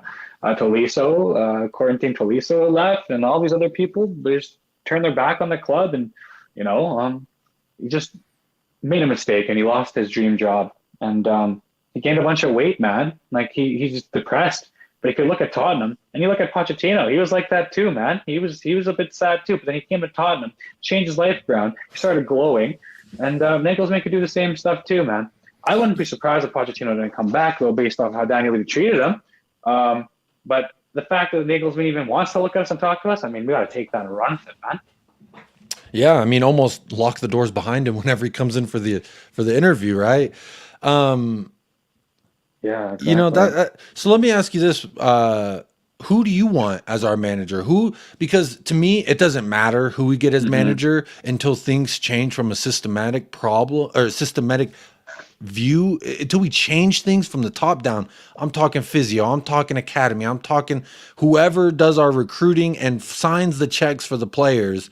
I would. That needs to be overhauled. These players I need don't to know. be. We just won the Premier League U20 whatever is cup. Like there's obviously some success in areas, but you do have to do what you said earlier of like the picking of like immediate removals, and maybe that's what the Scott Munn is. Like he's he goes in and makes painful decisions at the corporate level, and he looks at everything like numbers, right? Like if this account has too much money, this contracts with this. How can we trim the fat But see, here? that's what doesn't make sense. If it's a money thing, why didn't we buy Kim and Jay for 8 mil, or excuse me, for 10 mil, and instead Yeah. we spent 16 on Joe Roden?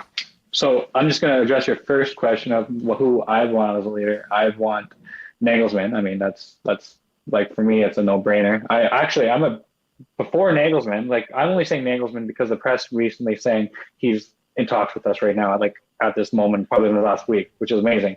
I was pushing for Brendan Rodgers to come over with James Madison because that's a level. That's probably at the level, the highest level we can actually track right now. But if, like you said, lock the door behind Nagelsmann and just bring him in, but if it's a money thing, players don't come cheap, and I think everybody knows we're gonna have a painful overhaul of that squad, man. You know, I agree.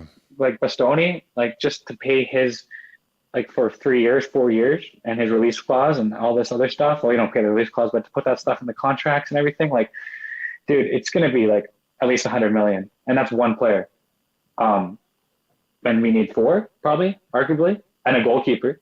So it's going to be a group of youngsters coming in. It's going to be a young manager that can take what's being built. And let's be real. Chelsea already have that, and they have the skill. They have all the pieces. They just got to put it together, and we want to beat them to it. And I mean, right now it's a turning point in the phase of football. I've preached this before, man. Like teams like Liverpool and Chelsea, this is a unique season. Like we're never going to see this again. Teams like Chelsea in 11th, man. Like you're never going to see that. And teams like Aston Villa, Newcastle are now emerging as a powerhouse. Like this is do or die. You're talking about that shit, bro. Like it's out there, and we can see land, but I mean, holes are popping, and we're already sitting on an angle, and it's this next decision is crucial, man. It seems like we're always saying that every manager that comes in, man. But Yeah, I agree yeah, with you. Real quick to answer this question, Tequila, I did say Poontang. I did say Poontang, and I believe it is with an N. That's just me, but I could be wrong. Donovan, before I let you go, I just gotta ask. This is a common theme I've been asking. If Hugo Lloris did decide to sit in the locker room and suck on his thumb in the second half rather than come and take the L with the rest of his team, yeah. what are your feelings on that? If it is true, and what are your feelings if it's just speculation? Hey, if it's true, he's human. Hey, you had a shit day at work. I mean, But did you like, get to leave it a half day? You get to, if you're having a shit day at work, does your manager say, you know what, at lunch just go home? Unless they're gonna fire your ass, they'll tell you what that. uh, what place do you work at, dude? Like, I've been at situations where it's like a mental health day, and mental health aspects are now becoming to the forefront of reality. And the fact is, this man has sat in front of a defense that has been mediocre since probably 2006, 17. I mean, between the aging meniscuses of Toby Alderweireld and the slowing of Jan Vertonghen, like this man hasn't had quality defense since probably 2015. And he's known that. And he's a good person because he leads him and he leads the country. All right. Like, I don't care what you say about the man. He's a World Cup winner. All right. There's one point in the world when he was the best goalkeeper in the world, and blessed in the fact that he even played for our fucking club. And now we're going to escape him out like a bunch of fucking cowards and throw our toys out of the prem? No way.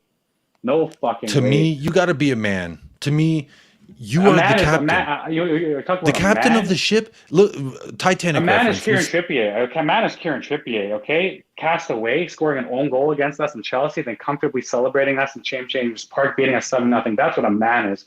It's not his fault that he's in this position. It's not his fault that there's two managers that fight each other and can't play. I guarantee you, Ryan Mason probably would have wanted Forster to play. He was playing amazing before he had come in. But no, I'm the Italian stallion. I'm this, I'm that. I know what I'm doing, and I don't put too much as far as the Stellini Mason decision making. That's the club's fault for appointing two managers. It's the club's fault for having Hugo Lloris there for too long, man. It all stems down from the lack of and leadership. I love man. Hugo, so by no means am I trying to say like this, that. But if it is true, this speculatory information that's come out, if it is true, to me, I lose all respect for the guy because. To go back to the Titanic, the captain didn't get on a lifeboat. He fucking died with that boat. He went down with the boat. You're the captain. You're the skipper. To answer your question, it tarnishes his reputation for Tottenham Hotspur. If that's absolutely what happened. And I've been one of his biggest defenders. Even early on this season when he was struggling, I was saying, look at this back three. Because at least when Romero did it, he went out and won a World Cup. Okay, like, come on. Mm-hmm. Yeah. So, I mean, what's Hugo Lloris going to win? So go back to France, take your severance, do what you got to do. Thank you for your service, but yeah, that was really rough. And honestly, up until hearing it earlier from you, and you being the news source from this channel, Irish Hotspur, I didn't realize that Hugo Lloris came out because I saw the substitution of Forster, but I thought that was like mercy. I thought that was, let's just, let's throw it in, like throw in the towel. Like sometimes a manager will make a decision of like, hey, like we've lost the game, so here's an obvious concession. I thought it was going to be Harry Kane. I thought they were going to take off Harry Kane or Son because like there's an example of, for me, like I run a small soccer team, it's beer league, it's whatever, but it's like my decision is, okay, let's protect my players because, let's leave for the next competition. Let's not run Heung-min Son until he aggravates his hamstring injury again. I mean, like just basic football decisions that we actually don't have on the touchline. And yeah, it's all stems down. It's systematic. It's very systematic. It's fragmented. It's broken. And we just need somebody right now, just anything to hold that positivity to hold on to. And that's where I'm going to preach an immediate manager appointment, so. Good. Great calling, Donovan. It's great to meet you. Great to talk to you. I could go on for hours. I could talk to you for hours, man, because thank you for your therapy, bro. Yeah, of course. That's what I'm here for, man. So hopefully I get to see you next week as well. But I do got some more guests I got to run through here. So I do got to say goodbye, unfortunately. But you know what, man? Please call in next week, man. I enjoy your perspective. That's the thing is, even if I don't agree with someone, I want to hear their opinion. I want to hear where they come from and why, because it helps me get a better understanding. That's so can I ask you something? Before I go quickly. So do you believe that Hugo Lloris just pitched out? I mean, that's like saying, do I believe the rumors at the lunch table, right? Do I believe Cindy Lou Who thinks that I'm hot, right? Do I? I don't know. I mean, it could be true. It couldn't be true. It's really how much stock you put in it makes it true, baby. Unless you know more or less. So, again, I'm not burning up my Hugo Lloris kit just because of this. Until someone comes out and says, yeah, he fucking bailed on us. That's why we need a Nagelsmann in their locker room so we can leak that shit to the press. Yeah, we need someone leaking that info. Good shout there, Donovan. Hey, good. Have a great day, man. And I hope to see you again next week. I enjoyed the talk. Peace. There he goes. And I don't know why my damn things decided to unfocus on me. What the hell is my camera doing? Oh, before I keep going on any longer, my camera's playing games with me, but I'm going to bring on a beautiful smiling face to help you get through this moment while I figure out how to focus my camera. I'm going to bring on the one, the only. You know him. I've spoken with him before. The one and only Wes, the King. My man, how are you doing today? Man, this team right here is I don't know. We're in dire straits. Like I saw Expressions reaction video. That man, you can tell that man right there. He is going through it. Somebody need to check on him. I mean Yeah. that man right there. Like he pretty much threw out the same passion that I think all of us as Spurs fans feel. It's clear as day these players just don't care, and maybe a few of them do. Like Skip, I think is trying. I do feel like Skip is trying. I feel like players that came through academy, Harry Kane, regardless if he's running as fast as he can, he scored a goal, so that tells me he's putting in some type of effort. It's not his fault that the the people he have next to him are like completely adherent to just knowing how to play football. So it's like, it's ridiculous. And, the fact that, I know we're away, but, we pay these, fans pay high ticket prices to come see this team play. I'm sure kit shirts are like high as a mug to pay I think the for. most expensive. Yeah. Oh, they are? Oh, that's like, okay. And I they're think we all charge. I know we charge more than like most of top four, as what I would feel comfortable saying. Real quick, I'm gonna read out this super chat from Tim Falco. Big up Tim Falco with the super chat. Thanks for hitting it up. Says the core of so-called alphas, Hugo, Dyer, Davies, and Kane have to go for us to rebuild. Use money from Kane to buy 2 center backs, one who will be a leader. I'll go real quick, and then Wes, I want to get your thoughts on this super chat. For me, I do think they all got to go, but I hate saying Kane's got to go. I do think it that has to he happen. will. I do think that he will go. I don't want him to, if I'm honest. Like, I mean, why? Who wants Why their would he stay? record goal scorer to go? But why would he stay? Exactly. I understand he's our record goal scorer. Oh, we never even thought somebody was going to beat the like our last holder's record anyway. But it makes no sense for him to be here any longer. I think as fans, I think a lot of fans that got kind of came to that conclusion that it's best for him to probably be sent off for us to rebuild. Because to be honest with you, We're sending him off to the green. Where is it? They said, I'm going to take your dog to a nice big open field where they can run and play. And it feels like that's what we're trying to do to Hugo here. Hugo, he's not even good no more. I'm done with him. I've been done with Dyer. Davies, he tries. I wouldn't mind him having him be like a backup if we went back to a back four and whoever the next coach is, if we even get a next coach. But be honest with you, the rest of those 3 players, plus, the only reason I say maybe even Son as well, he maybe time for him to go as well. Like, I feel like we should just empty shop. But thing is, only reason I would say this is if we got like Pochettino back, somebody who's known to like be able to build up talent and build up young players to become good talent or to become better than what people thought they were going to be.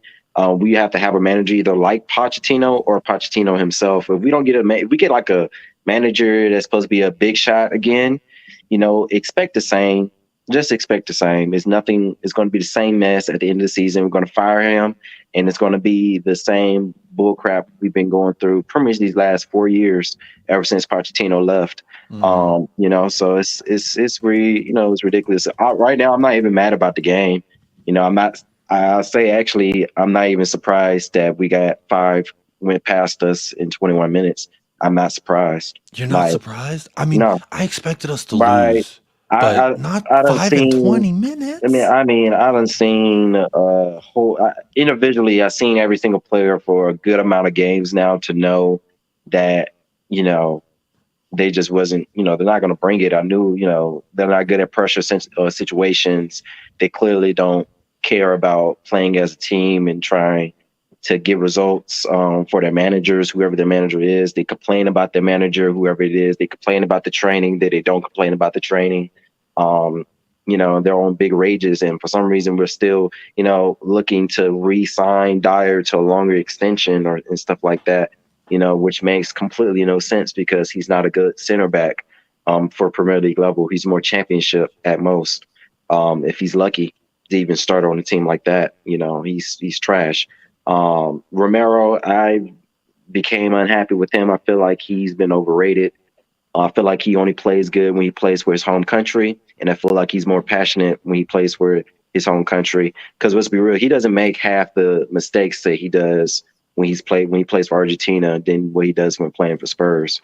All these crazy sliding tackles he does, he did it on occasion during the World Cup, but he never did it so blatantly where he'll get yellow sent off, get double yellows, or get a red card straight away.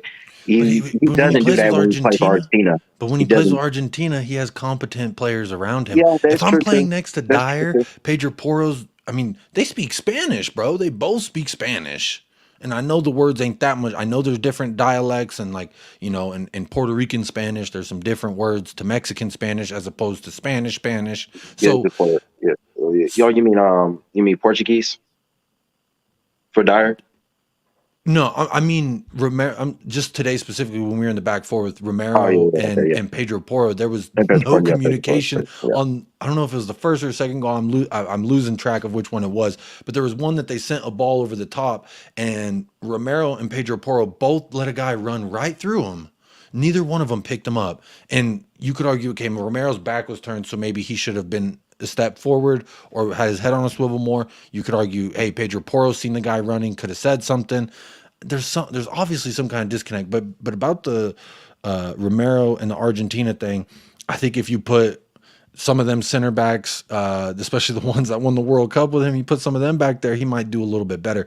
To me, when you know everyone else around you is incapable and you feel capable in yourself, naturally you're going to try and do a little more. You're going to try and go, if you're of the mindset like I am, which is I want to win this fucking game, which I think Romero is like that.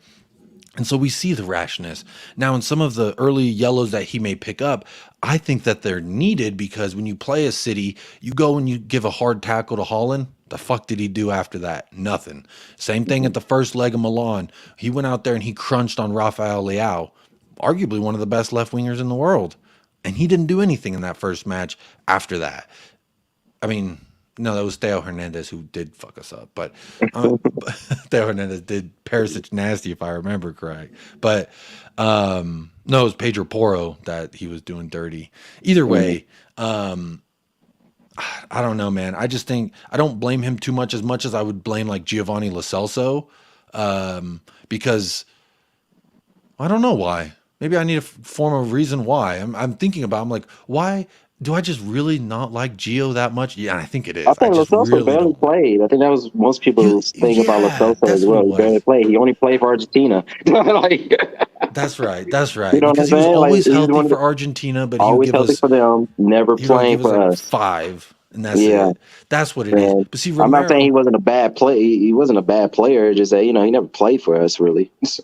Wes, I need to get your WhatsApp. I'm gonna send you a compilation video I found of it. There was an account when he was with us, and it was just called @Stop That Gio. And so every week they'd post stuff of like Stop That Gio, and whenever he went out on loan, they made a compilation of all the Stop That Gios, and it's hilarious and it's infuriating.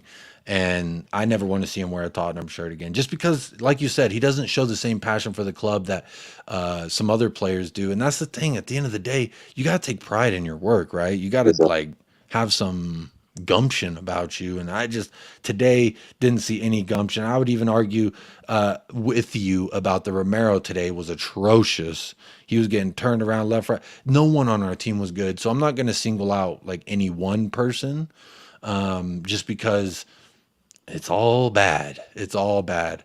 But another thing I was going to say is that, if we do, the only rate we're rebuilding, I feel, if we keep the same ownership, which is probably going to be the case, it's going to be hard to sell a club that the ownership think is worth $4-5 billion. That's just going to be hard to do. It's not going to happen overnight, even if we do a whole lot of protests and things of that nature. All that stuff would take time. But I feel like if we keep the ownership, the only way I feel that is manageable for them will be for us to go through a youth academy system where we're almost like Ajax, where we just grow youth talent and here and there we buy key players, but I feel like, I think if we bring in players that came through our youth system, they would care more about the badge, and maybe we'll get players that actually want to fight for the badge more than just getting players that we're buying from other clubs that are already established, already has that kind of mantra to them where they think they're already better than the club kind of thing. And I feel like we shouldn't be going that direction, because we're not Real Madrid, we're not Man City, where we just have money to like just easily buy them and then ship them off later. We just don't. I feel like with the way that Spurs spin with how this front office works, I feel like we're better suited for putting a lot of money into our youth academy and going that route and playing our youngsters and growing them and then selling them off. And then here and there, if we have missing positions that we needed, we go into the transfer market for that. I feel like that will probably be more, because I feel like then fans will at least be happy that our team is at least fighting for the badge. We have players that came through our ranks that actually care about the club, actually grew up with the club. There's just a different mantra to it when you have players like that, and I feel like they would just fit better. But at the end of the day, it's not going to happen, though. The Spurs, they're going to go. I already know what's about to happen. It's about to be business as usual.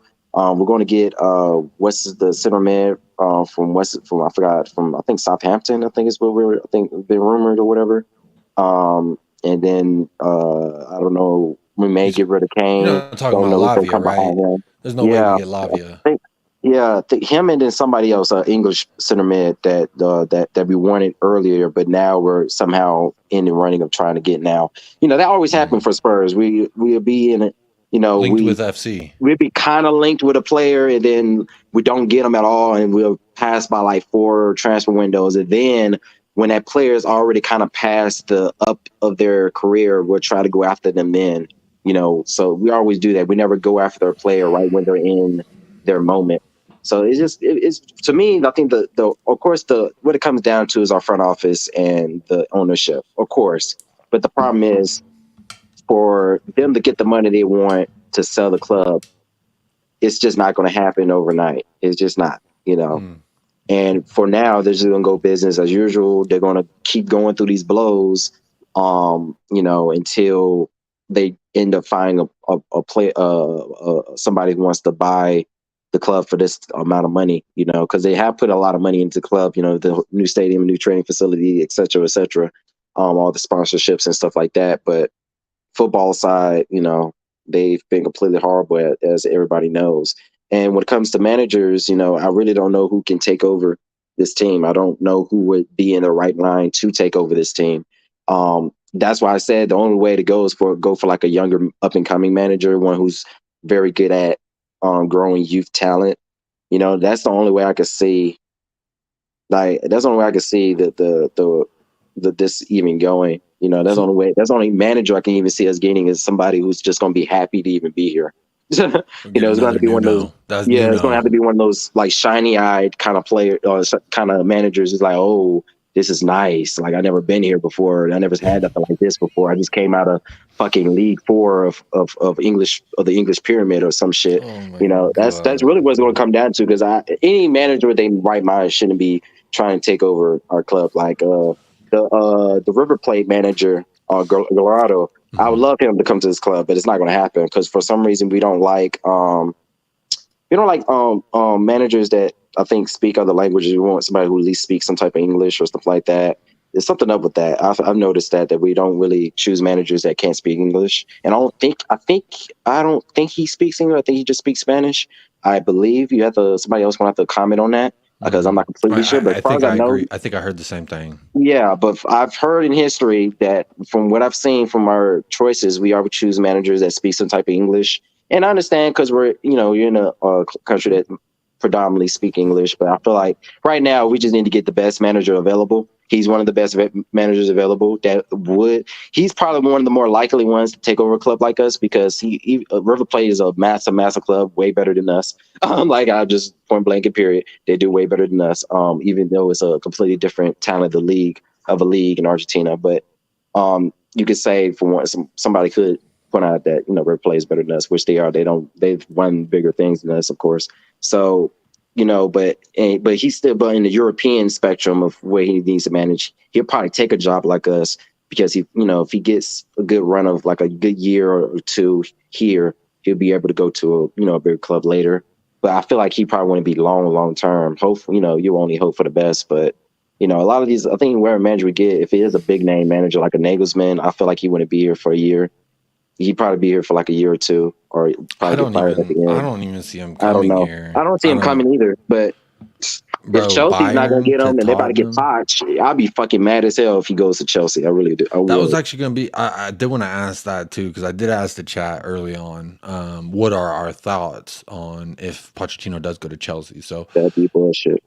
That'd be complete bullshit. You wouldn't think it as like maybe this is a good opportunity for the guy because for me a little bit is like, do you want Poch to come back here and work under Levy and get the same problems that he had before? No, I would have lost respect for Poch if he came back to Tottenham at this stage.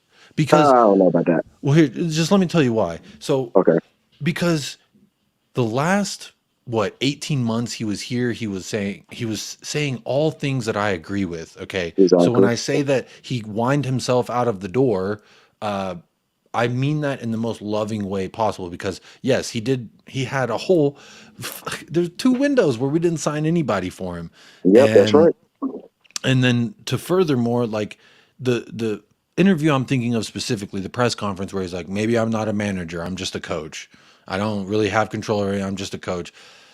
That's similar to when Jose was like, maybe I'm not the right man for this. Similar to when Conte was like, maybe 4th, 5th, 6th is our goal. Maybe I'm not the right man to steer this 4th, 5th, or 6th place ship. And so my thought is, why would Jose come here? Why would Conte come back? Nuno probably would, but why would Pochettino come back, especially if there wasn't some kind of assurance that things are going to be different? It's to me the thing of like when one of my boys, like I love my boy so much, right? But his girl had cheated on him with about 3 different dudes. And then you go back and you kissing her 2 years later? I'm sorry. I know she's taking a shower, but that thing ain't clean to me. So to me, I see it like this, man. Like, you're my boy, Poch. I love you, my guy. But I can't respect you if the woman you complained about and broken up with because she cheated on you and she's gone through a couple homeboys now, and now you're like, I kind of missed you. Things didn't go too well for me out there in the dating game. Things didn't go too well for you out here in the dating game. Let's have a marriage of easiness. Let's have a marriage of comfortability. And to me, that's why I would lose respect for Pochettino. Not because I love him any less or I'd take away from what he's done here. I would love for him to come back, but I would love for him to come back with a different, not with Scott Munn being pulled by Daniel Levy. That's not a good place. I feel like he'd be coming to a club in a worse position than when he left. Yeah, he is. He would be, but I feel like that's so. Literally, if that's not the options, then the only one to get is a new, nobody ever heard of manager that supposedly is supposed to be good at growing youth talent. That's literally who we got left in. Whoever that is. I did hear. Nobody else. There's someone saying that Graham Potter is pretty. No. I do not want Graham Potter, but that sounds like a Tottenham sign. That sounds like a Tottenham appointment, bro. Yeah, that's a Tottenham appointment, and it's probably gonna happen. That's probably gonna be the last resort, almost like how we did with Nuno. That's gonna be the last resort, and then we're gonna have to probably back him, or at least as fans. But I think fans gonna need to have the expectation that we're gonna be shit. I think that they need to just have that expectation. Expect 7th through 10th place team. I'm already getting ready for that anyway because Kane is going to leave. I feel like Son should go ahead and throw in the transfer request. Just leave, go while you still can. While you're still in your prime, or while still other clubs see some type of value in you. Because Son has had the greatest of seasons, so he needs to go ahead. And, to me, it'd be his agents would probably be telling him now, "Hey, you may need to leave. Go to a team that's has players around you that can make you more comfortable." So he'll be able to get back to what he used to be doing. Mm-hmm. And I feel like they'd be smart for him as well because, right, if he has like one more bad season, his value is going to go down tremendously very quickly. It happens like that when it comes to professional football. So, he has, so some of these, we need a whole rebuild. So it's like, I don't know, and from the way it's just so weird because we would think of what the club would do, and the club would do the complete opposite.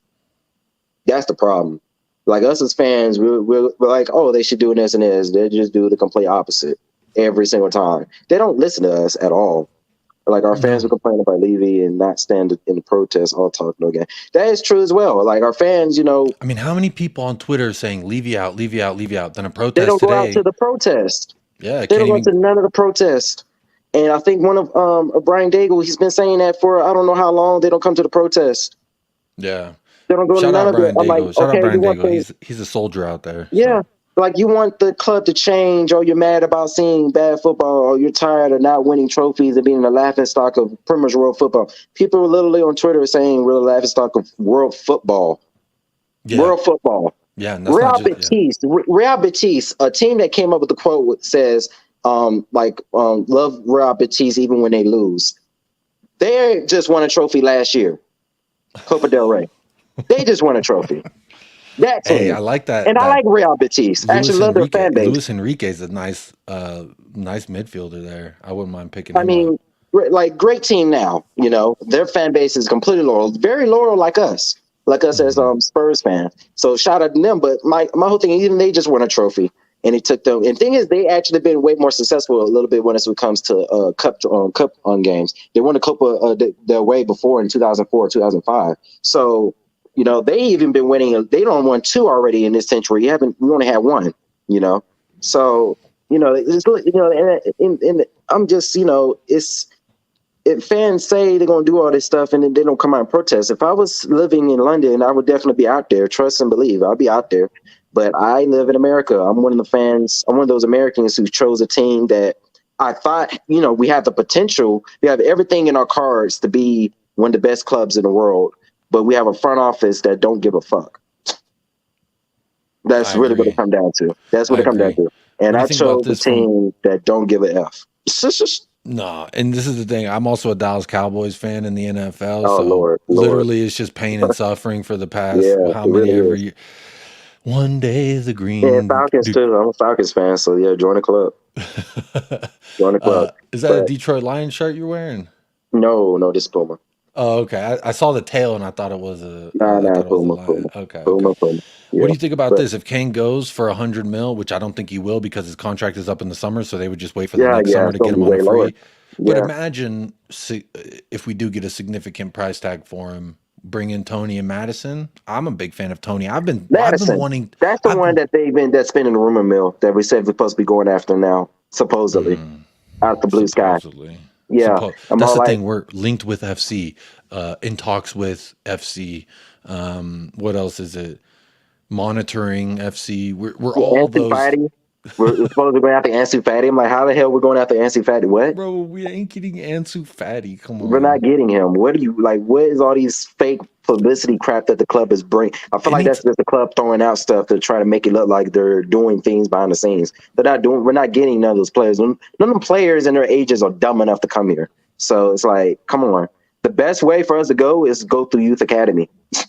That's literally our only way now. U17's won a trophy, so they just won a trophy. This is the generation that can. Yeah, shout out to them. Maybe this is the generation that can propel us to a different mentality than we have here. I feel like that's the only way to go, and I feel like we should just forget about the first team. Just support some of the youth programs.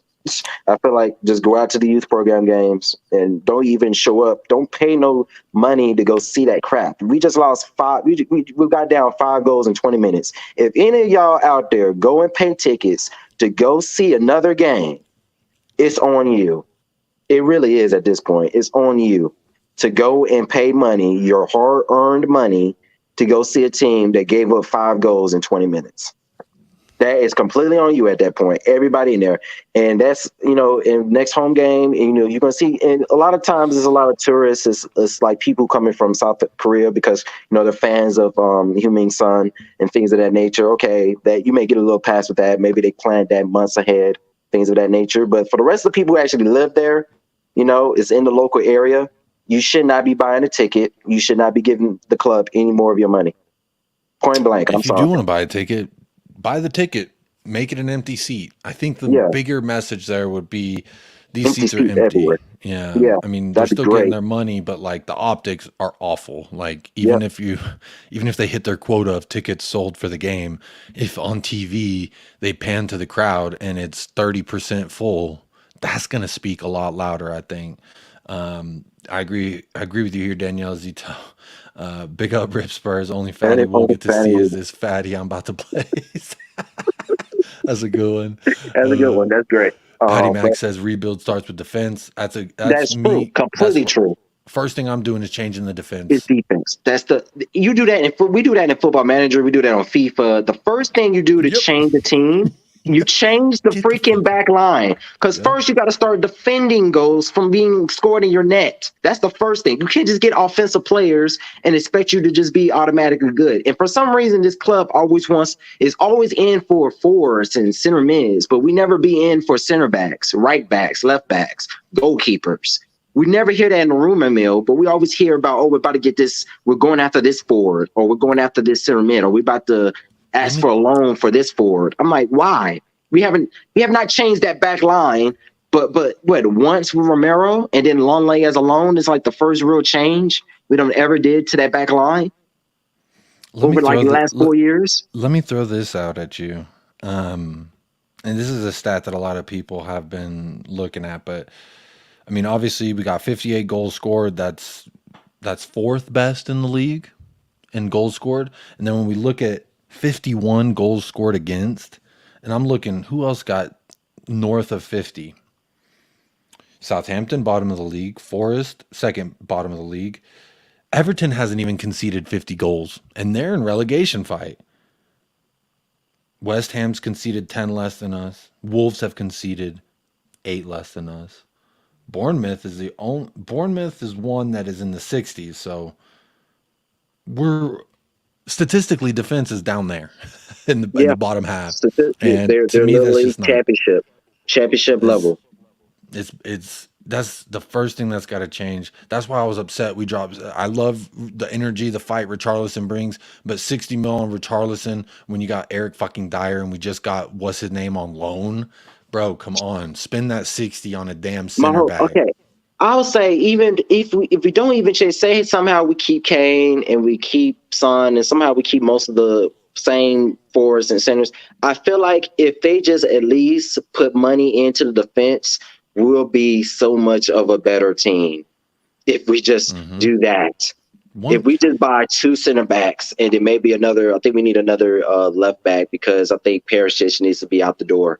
I feel like we'll be so much a better team. I like with Udogie. the We already got same Udogie. team. We don't even got to Oh, yeah, spend. of course, We got we're getting Udogie coming Udogie. Yeah, we do got Udogie coming in. So thank God for that. But like thank God for that literally because Perisic is I'm done with him. Yeah, I'm so I am done. so done with Bro, him. a handful of assists don't erase Go back to like you want to go play in the Italian league, go back so you can go sit on the bench. Like nobody cares. Yeah. Like go back. I do not care. Like dude, come on.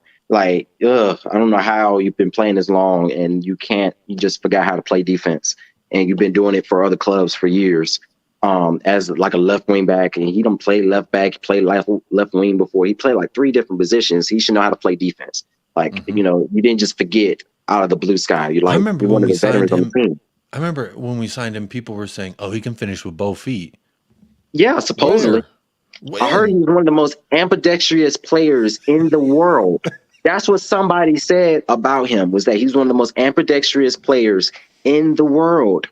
Turns out this man can't hit a curl shot to save his life, nor can he cross a dang sometimes. Especially these last couple weeks, he hasn't been able to cross. Yeah, it was nice because there was 2 games in a row where he assisted Sonny, and I'm thinking, okay, they finally figured out what the problem was going on. But you know what? We faced a much better side in Newcastle, and I knew it. I mean, they got the best defense in the league. Sven Botman, in my opinion, is defender of the season. He's a player that I wanted us to sign in the fucking summer that we didn't fucking sign, that we could have fucking signed. I think he was, 60 mil? Sounds like Richarlison's price tag. Yeah, we could have got Kim and Jay. For 8. We only wanted to spend 8. They wanted 10. So Levy was like, fuck that. I'm spending 16 on Joe Rodon. And even Joe Rodon would be a better option right now too. I'll be real with you. That like even Rodon's on a bench for Reigns or something. Yeah, he don't even get minutes. Yeah, he don't get minutes really for Reigns, so I don't even know why he went there. He should have went to another team that he was just automatically just going to play. But to me, he'd be a better option than what Dyer is giving us because I feel like some of those players that we done gave up on, a lot of fans done gave up on. I feel like they're better than what but they were in the wrong situation at the I wrong agree. time. I did think that Joe Roden had more to offer us than what we got to get because every time he came in, it was when our backs were against the wall Exactly with and the that. fucking burner was on and we're cooking. Exactly. Like the heat is on and we're throwing him in the fire and expecting him to fucking come up with miracles. And we're like, I mean, let's temper. I do agree with the Joe Roden thing. He probably not as bad as a lot of us make him out to be. But I just laud is it laud? Laud the fact that we refused to spend an extra $2 million on a guy who's arguably the best defender in Serie A this year. He's probably he's probably one of the best Asian center backs right now in the world. Why the hell did we not go? And thing is, it fitted our whole mantra with our Asian fan base. That would have fitted so perfectly. You would, because you think that Tottenham would think business first, So it was a clear as day that would be a great business move because it'd be great for marketing, great for jersey sales. So why not get him? Spend the extra $2 million. You're going to make a whole lot of money back because he's an Asian player, and there's going to be a whole lot of tourist Asian fans who are going to come to Tottenham just to go see a game. That'd Let be me a ask you whole something. ticket sales will go up and everything. When you go to Chipotle and they say avocado's $2 extra, what do you say? I'll just get the avocado. What? Just give me some avocado, bro. It's $2. It's $2 to make my meal more complete. I understand we're saying $2 million. That's a little different, but you know what I mean. But it's like when you're that big a club, we're $2 one of million the for them is fucking supposedly. Exactly. We're supposedly the top. We're within the top 10 of richest clubs in the world. Supposedly, I've never seen it before. I don't feel it. I definitely don't feel like it. I don't feel it. I don't feel it at all. And I think that's one of the problems. And that's down to the front office. I'm like, your money out here penny pitching when we're supposed to be one of the so-called more well-run clubs in the world, supposedly. And that's another thing that frustrates us because this is such an awkward situation because we just don't know where we can go because we just don't. And I'm screaming out different things. I'm going all over the place. I know some of the people listening or watching, but it's just like I pretty much I'm sure that's how everybody else feel. Like I'm thinking of different options. Oh, we could hopefully do this, but then I'm thinking about wait, we got fucking Darren Levy leading the way. So how the most logical thing was us to go more youth. But I saw a comment saying, "Oh, we can't just have a whole youth squad of youth players." Arsenal did that.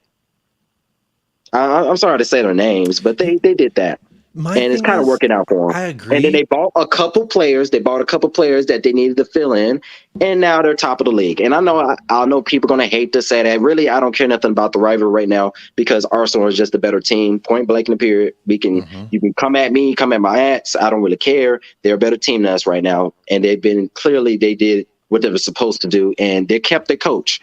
Their coach was, oh boy, they kept him.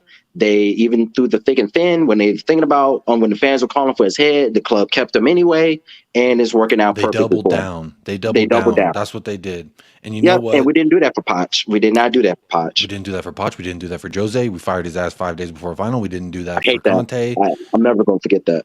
I'll never forget that. And I'll never forgive Ryan Mason for fucking benching Bale when he was in form and banging goals left and right. That man was banging goals. He has 16 goals in under so many minutes. Why I have no idea. He was great. He was great that whole season. I don't care what anybody say. He scored for him to be scoring on that clip. Every time he got subbed in, he would somehow score a goal. That he was on. He won us the game at Brighton. He won the game on my birthday, November 1st versus Brighton. I'll never forget that either. He won us that game. And I haven't been a Spurs fan to know him when he was at his best before he went to Real Madrid. I became a Spurs fan a little bit after the Champions League final, pretty much on the day of the Champions League final. So I never knew. I knew, of course, what he did. During all the highlights, of course, and all that. Yeah. But that was my little experience. Okay, why people love Bale so much as Spurs fans, and thank God I was able to at least see him in a Spurs shirt, and and me actually see a lot of games with him playing. But we didn't really use him like we should have used him. But hey, that comes down to Jose, and I'm sure he was going to start him that whole game because supposedly he was planning weeks and weeks of planning for that Man City final, and Daniel Levy again. There's a reason why I can't fathom him at all, because who does that? They didn't want to pay because they didn't want to pay some contractual money that he would have got if he won it or something like that. Because I think he was going to get paid a whole lot more money if he won the final or if he won a trophy or something like that. He had one of those clauses in his contract, so they didn't want to pay that mug and then all that bullshit. Whether it was that or whether it was because he wanted to bench our starters for Southampton to be ready. I don't care. Inexcusable. The man got you to a final, which is why we fucking brought him here to win us a trophy. And what did we do? Drop the ball. Wes, honestly, I could talk to you for hours as well. This has been a great call, man. And it's been very good for me to hear a fresh take as well. We share a lot of the same opinions, but honestly, I really do appreciate you calling. I got one more guest. We're here on 2 hours, so I do got to keep it moving. But Wes, anytime you call in, brother, it is a good call and a good conversation. I appreciate you today taking some time out your day. And also, I know you got bumped down the queue a few times, so apologies about that. No, you good. No, I had to handle. I'm a chief editor over a newspaper at my school, so I do remember you told me that. Yeah, I'm getting all kinds of calls for different stuff right now, so that's the reason I kept on going in and out. So, no. Hey, I'll always make time for you, my friend. Thank you for joining me today. I hope you have a great rest of your Sunday, and tomorrow, hopefully, it's a little bit brighter tomorrow for you. Don't worry. I expected what was going to. I didn't expect, of course, us to go down 5 goals in 20 minutes, but I expected us to lose. I knew that, but me so too. I'm not really. From my face, as you see, I'm not mad. I'm not happy. I really just don't care.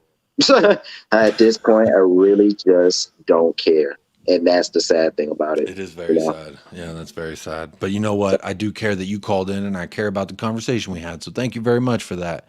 And I hope you have a great rest of your day, Wes. Hope to see you next week under better circumstances here on the Irish Hotspur. So have a great rest of your day, my friend. Thanks again for calling in. See you, Jacob. See you, Wes. And there he goes, Wes the King, the one and only. Big up, Wes. Thank you so much for calling in. A great call in right there. I am going to change the mood just a little bit with our final caller. He's ready to blow up, so I'm not going to wait any longer. I'm just going to bring him right on. His name is Chris, and you know him. You love him. He's a member of the Irish Hotspur, and he's ready to let me know what is what. What's going on, my friend? What's going on? What went on, you mean? I'll tell you what went on. 20 minutes of utter disarray, disappointment, shambolic. Disarray, disappointment? Don't you mean a load of fucking garbage? A load of fucking shit you see, from a fucking League One club or a League Two club, not a Premiership club. What do you mean? What do we see in the first 20 fucking minutes? What we saw was fucking League Two standard football from a so-called Premiership team. And our fucking gutless captain doesn't want to come out in the second half. He didn't even want to show his face. Scared little man. Scared little fucking man. Comes out with his bullshit apologies just after the fucking game. Oh, we probably should say sorry. What do you mean probably say sorry? You should say fucking sorry and give the fans their money back. Exactly. That part really pissed me off, Chris. I mean, we're already in it. Our feet are in the water. Let's get to it. Hugo not coming out. I think that speaks to the mentality of the club here. Drop him as captain. Drop him. He does not deserve. If he's going to be a fucking gutless little coward, does not want to come out for that second half, drop him as captain. He does not deserve to wear that armband. Fuck him. I agree. I think you should rip up his contract if he refused to come out, because to me, in what world and what job is there? I've never had one where they're saying, you know what, you're really struggling today. Just take the rest of the day off because you're not performing in your job well. They say, hey, get your shit together, man. You know what I mean? Say, I'll get your fucking act together or get the fuck out. Exactly. Big up, Ellie. Thank you for saying you love the way I present the show. Appreciate that. She's also agreeing with you, Chris. Garbage. He should give his wages to charity. Yeah, he should give it to, what is it, Moms Against Drunk Driving or something like that. He should donate to that. And to me, Jacob, go ahead. Jacob, I just want to reiterate to the booing of the players, yeah? Every fucking fan who went to that club that game today has the right to stand there and boo every single one of those fucking players that are on that pitch. Not one of them deserve to wear that shirt today. If they want to complain about, oh, they booed me, so fucking what? Grow up, get a fucking life, man. To me, when we are the customers, which is what we are, you're allowed to share your distaste or your displeasure. That's just me. That's just my Too right. opinion. So when we're paying the wages of a player and then they're not doing really good, and the people who are paying for that are like, boo, get the fuck out of here. To me, it's kind of like, well, go on, Well, you get. fucking deserve it. You fucking deserve it. Well, what do you expect us to say? Clap and cheer that we're losing 5-0 after 20 minutes? Let me ask you this. Do you think that if I just lost my train of thought there. Do you think that fucking A, lost the question there, Chris, because I was thinking about Hugo's dumbass sucking his thumb in the locker room. Yeah, too right. He's still probably sitting there now fucking thinking, oh, the fans don't like me no more. Well, what do you fucking expect? We done so much better when he was injured. Yeah, and I love this comment here from Joseph Tyler. It just came in and says, Lloris reaction every time a goal went in should show more of a reaction like, come on, lads, bloody wake up. As a captain, need to set the example. I think Donovan earlier made the point when he called in. You look at a team like Arsenal, who's being successful right now at being at top of the league. When they went down 3-1, they all came together and said, hey, jabba, jabba, jabba, jibba, jabba, jabba, and whatever the fuck. And they... yes, they dropped rallied. points, but they rallied. There was a response. To me, nicking that one goal. Go ahead. I don't know how to fucking respond. They just stand there and go, oh, we're 1-0 down. Oh, fuck it. Oh, we're 2-0 down. Oh, fuck this. Oh, 3-0. Oh, well, who gives a fuck? Do you know what? Somebody posted a picture, of Højbjerg, on fucking Twitter. When we're 3-0 down, he's got a big fucking beaming smile on his fucking face. Really? Why are you fucking smiling? Where is that? I want to find that because that'll piss me off.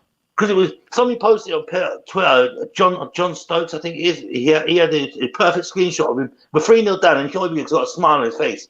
I'm sorry, any player who can smile being 3-0 fucking down, get out. I see that Newcastle tweeted a photo of their locker room all happy and said, "What a day!" So they're having a good time. Yeah, they're having a good time. We're having a fucking rotten time, aren't we? That third goal, Lloris didn't even move. Should he have at least looked? Like if you work in the restaurant, you're ever a server or anything of that nature. They say if there's time to lean, there's time to clean, which basically means if you're not busy, look busy. And to me, when you're a goalkeeper and you don't even move for a shot, that's just shambolics. Do you know what? When I used to play in goal, right? If I didn't move for a fucking shot like that, I would have been fucking benched. Mm-hmm. I would have been benched and put it back in the reserves. They would have said, "Did you not see that? Did you not see that?" That's what my coach would say. "Did you not see that shot? Is that why you didn't move? Why didn't you move?" No, my coach would be like, "How the fuck are you missing that? It's a fucking straightforward shot. You're at least attempting to save it. Don't stand there like a fucking statue." Was it even top bins? No, it wasn't. It wasn't even top bins, man. Come on. Lloris knows the defense is shit. The defense knows Lloris is shit. It's just a big shit party, sounds like. Wayne Bonner says, Lloris retired from international football. Time for him to retire from club football. I'll help pack his bags and throw him in the cab. My question is, I haven't seen an answer to this in the comments. Did anyone see Hugo Lloris on the sidelines? Did he come out of the locker room or did he just fucking stay in there and just hide until it was over? He probably got in the car with Daniel Levy and fucked off as quick as he could. God, it's so annoying. Well, he must have stayed because he'd done that stupid ass interview on Sky Sports afterwards. Oh, well, we should probably say sorry for the performance. We weren't good enough. It's not an excuse. Well, you use that fucking excuse every time we lose. You use fucking twat. I'm looking through Twitter a little bit to try and find that Højbjerg photo. I'm gonna screenshot it and I'm gonna put it on the WhatsApp group. Yeah, do that. I saw someone tweet at Romero and they said, "Nice, Romero, 12-hour round trip. Watched you pull a fucking clanger, lose 6-1, and you don't even clap the fans. You just leave. Fuck off." Yeah, do you know what though? When we're 3-0 down and you see a player smiling, that's enough for me to say, "Fuck this! I'm not watching this no more." Because it just shows these players don't care. The fans care.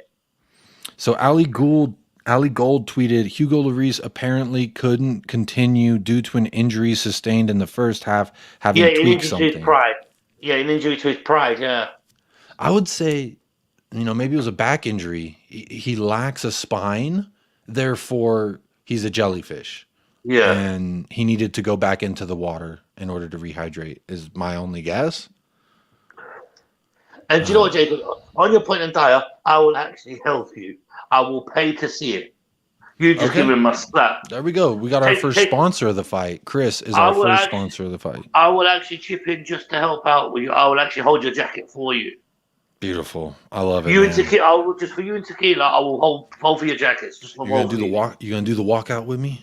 Yeah, too right. Yeah, come on.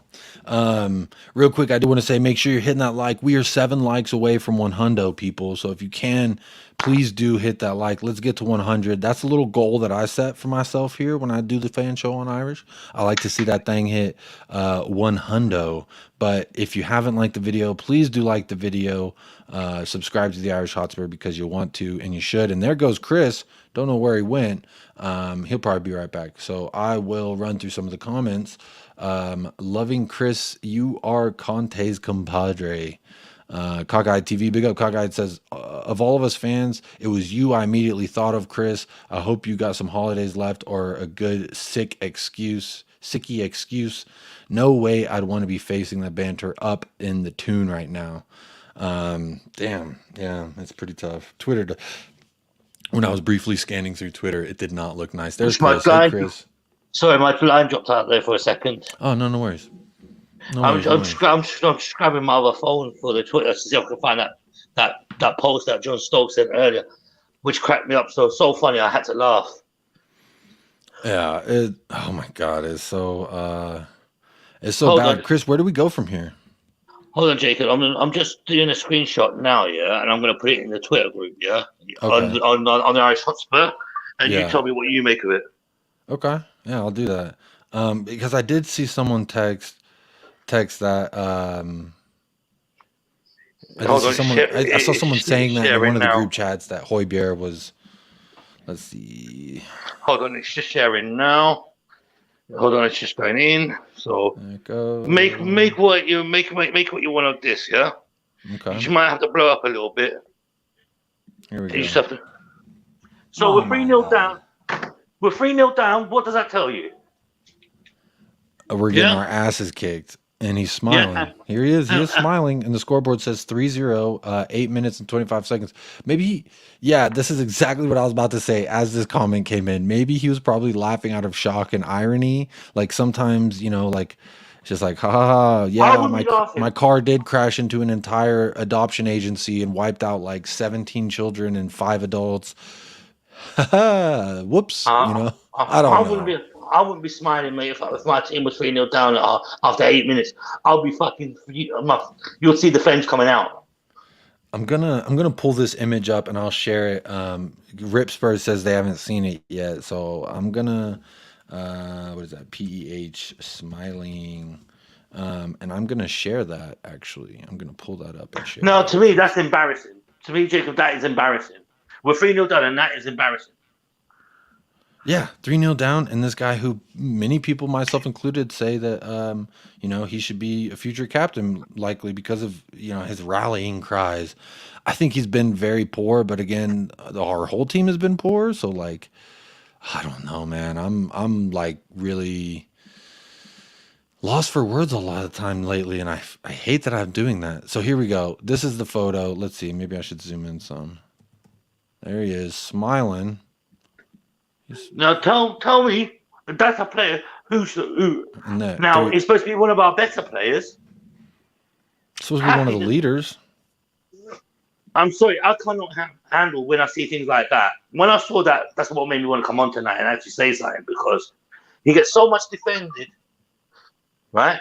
Mm-hmm. And you know what? My little brother's just texted me. He goes, "We should be called a comedy club, not a fucking football club." And my little brother's spot on. Yeah, your little brother's smart. Tequila says, it could be an ironic smile, to be fair, but it is not a good look. I agree. Definitely not a good look, especially, when these images come out. We're always, after every loss, there's always images that come out that look not great. So, this See, Jacob, this is the exact message I just got from my little brother, right? He goes, we should be called Comedy FC. I'm becoming a Wrexham fan, much more better football. And do you know what? They had a great Primary day team- yesterday. They were celebrating. Yeah. It's better than what I expected. You know what? I might go watch them myself. Might get more fucking entertainment.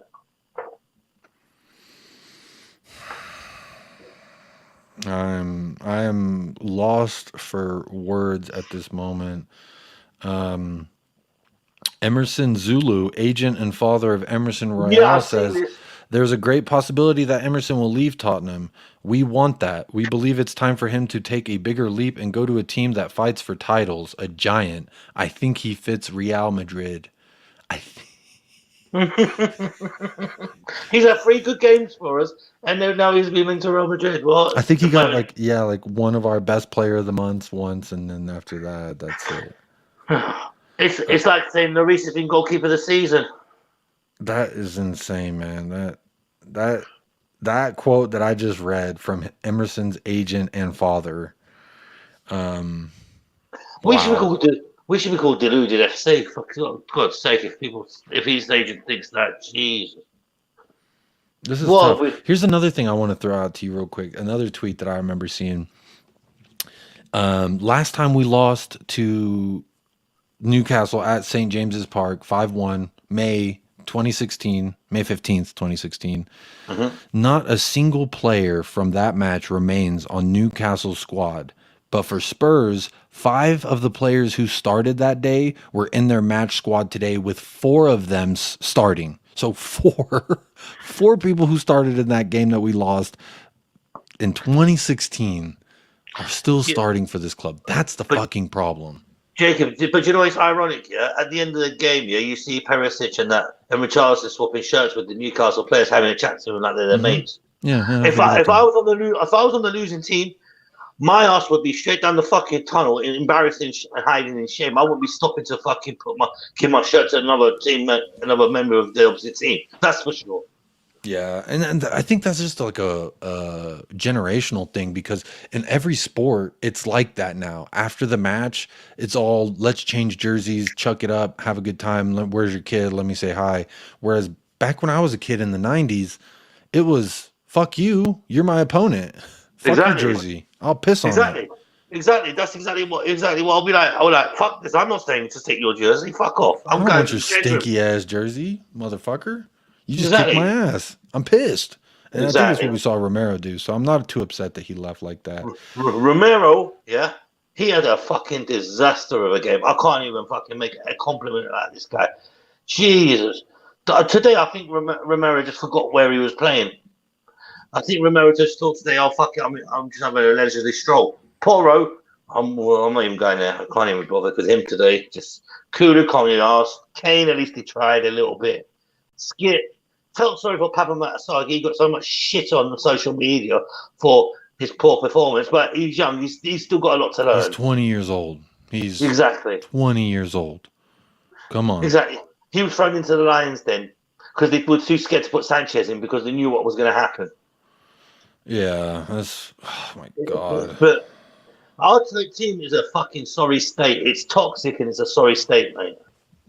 You know what? I kind of want Vincent Kompany just so he can yell at everyone. And I mean, he apparently is getting caught up with match fixing, so that's right up our alley as far as people we want to hire, because we love match fixers. We love people who cheat. It was Don Paratici, but it's now gone Paratici, isn't it? So what's another match fixer in the fucking club gonna do? You know what I mean? Yeah, as Mia said, para-guilty. Motherfucker right there. Gone Paratici. Daniel Fields asking a pressing question here, Chris. How many are watching the highlights after that? Highlights? What are they? They were fucking lowlights. That's a good point.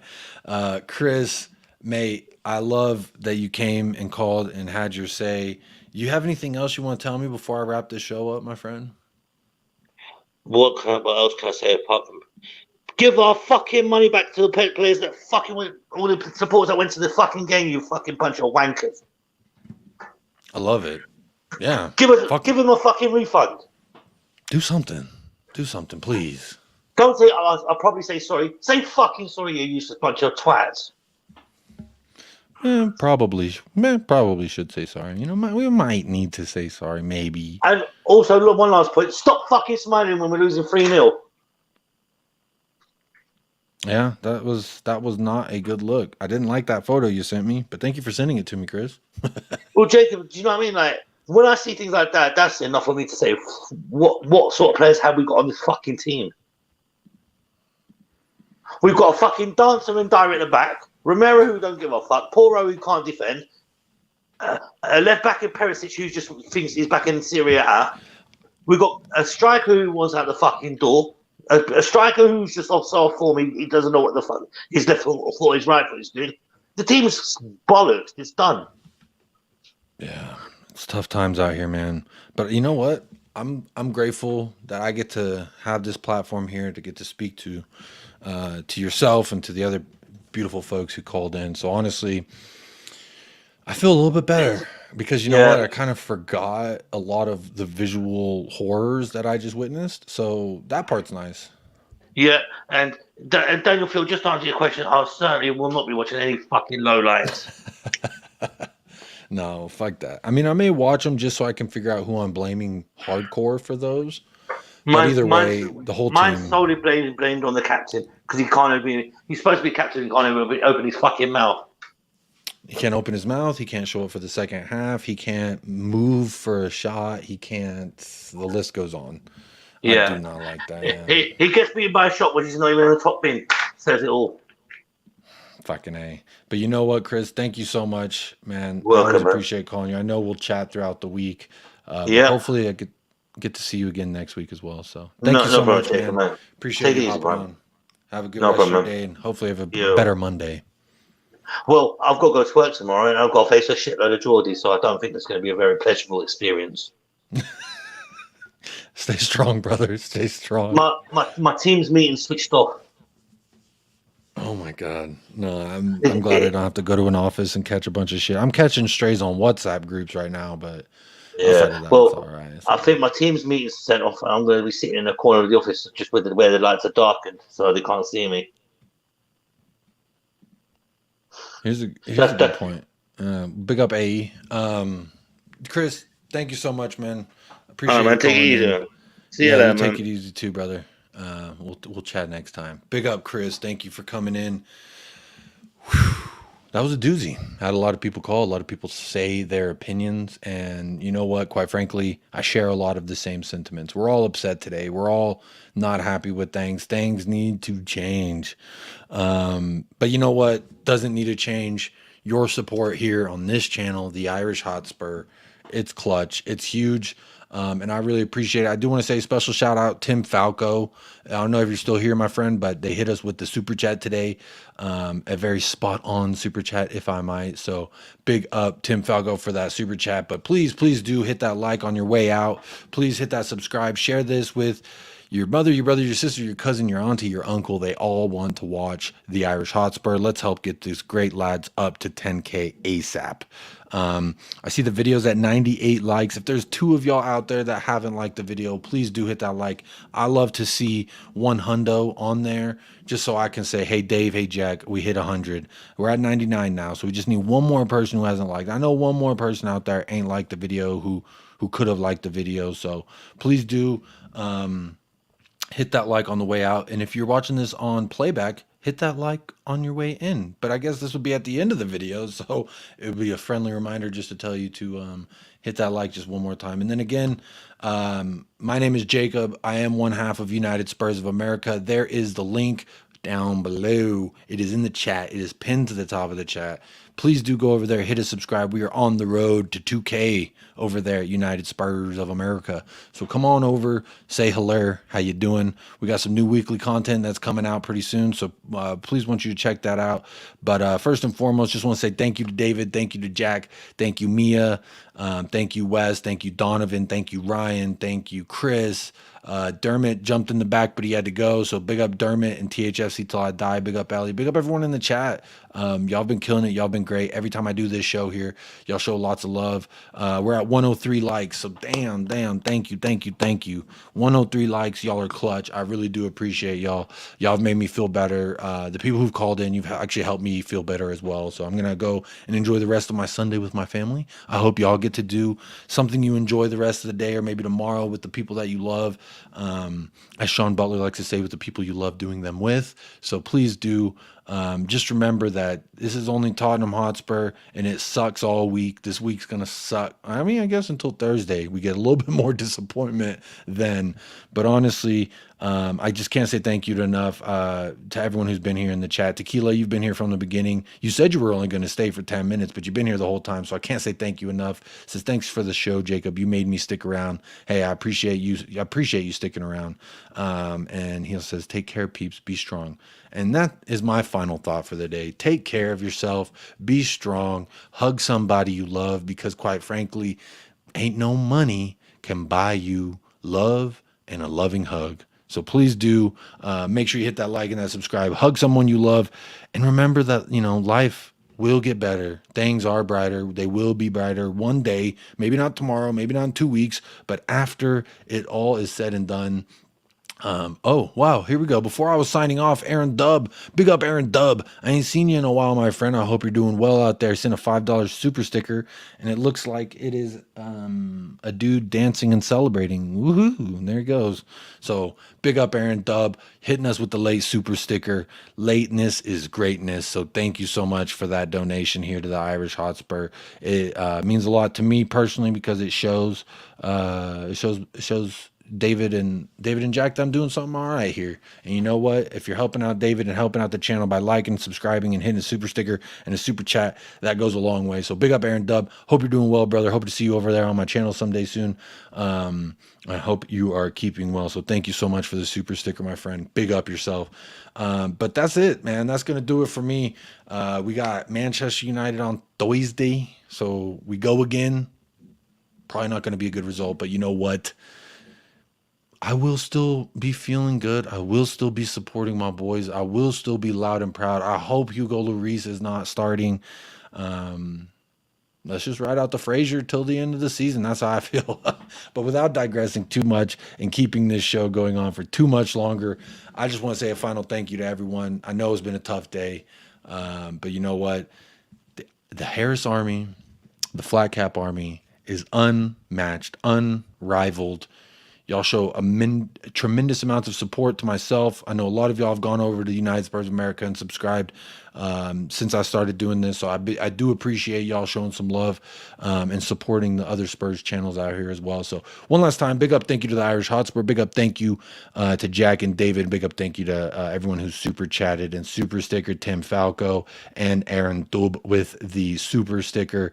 And then big up to everyone in the chat. Even if you didn't super chat or anything like that, just hitting the like, commenting, keeping the conversation going goes a long, long way. So big up yourself, and thank you so much for being here.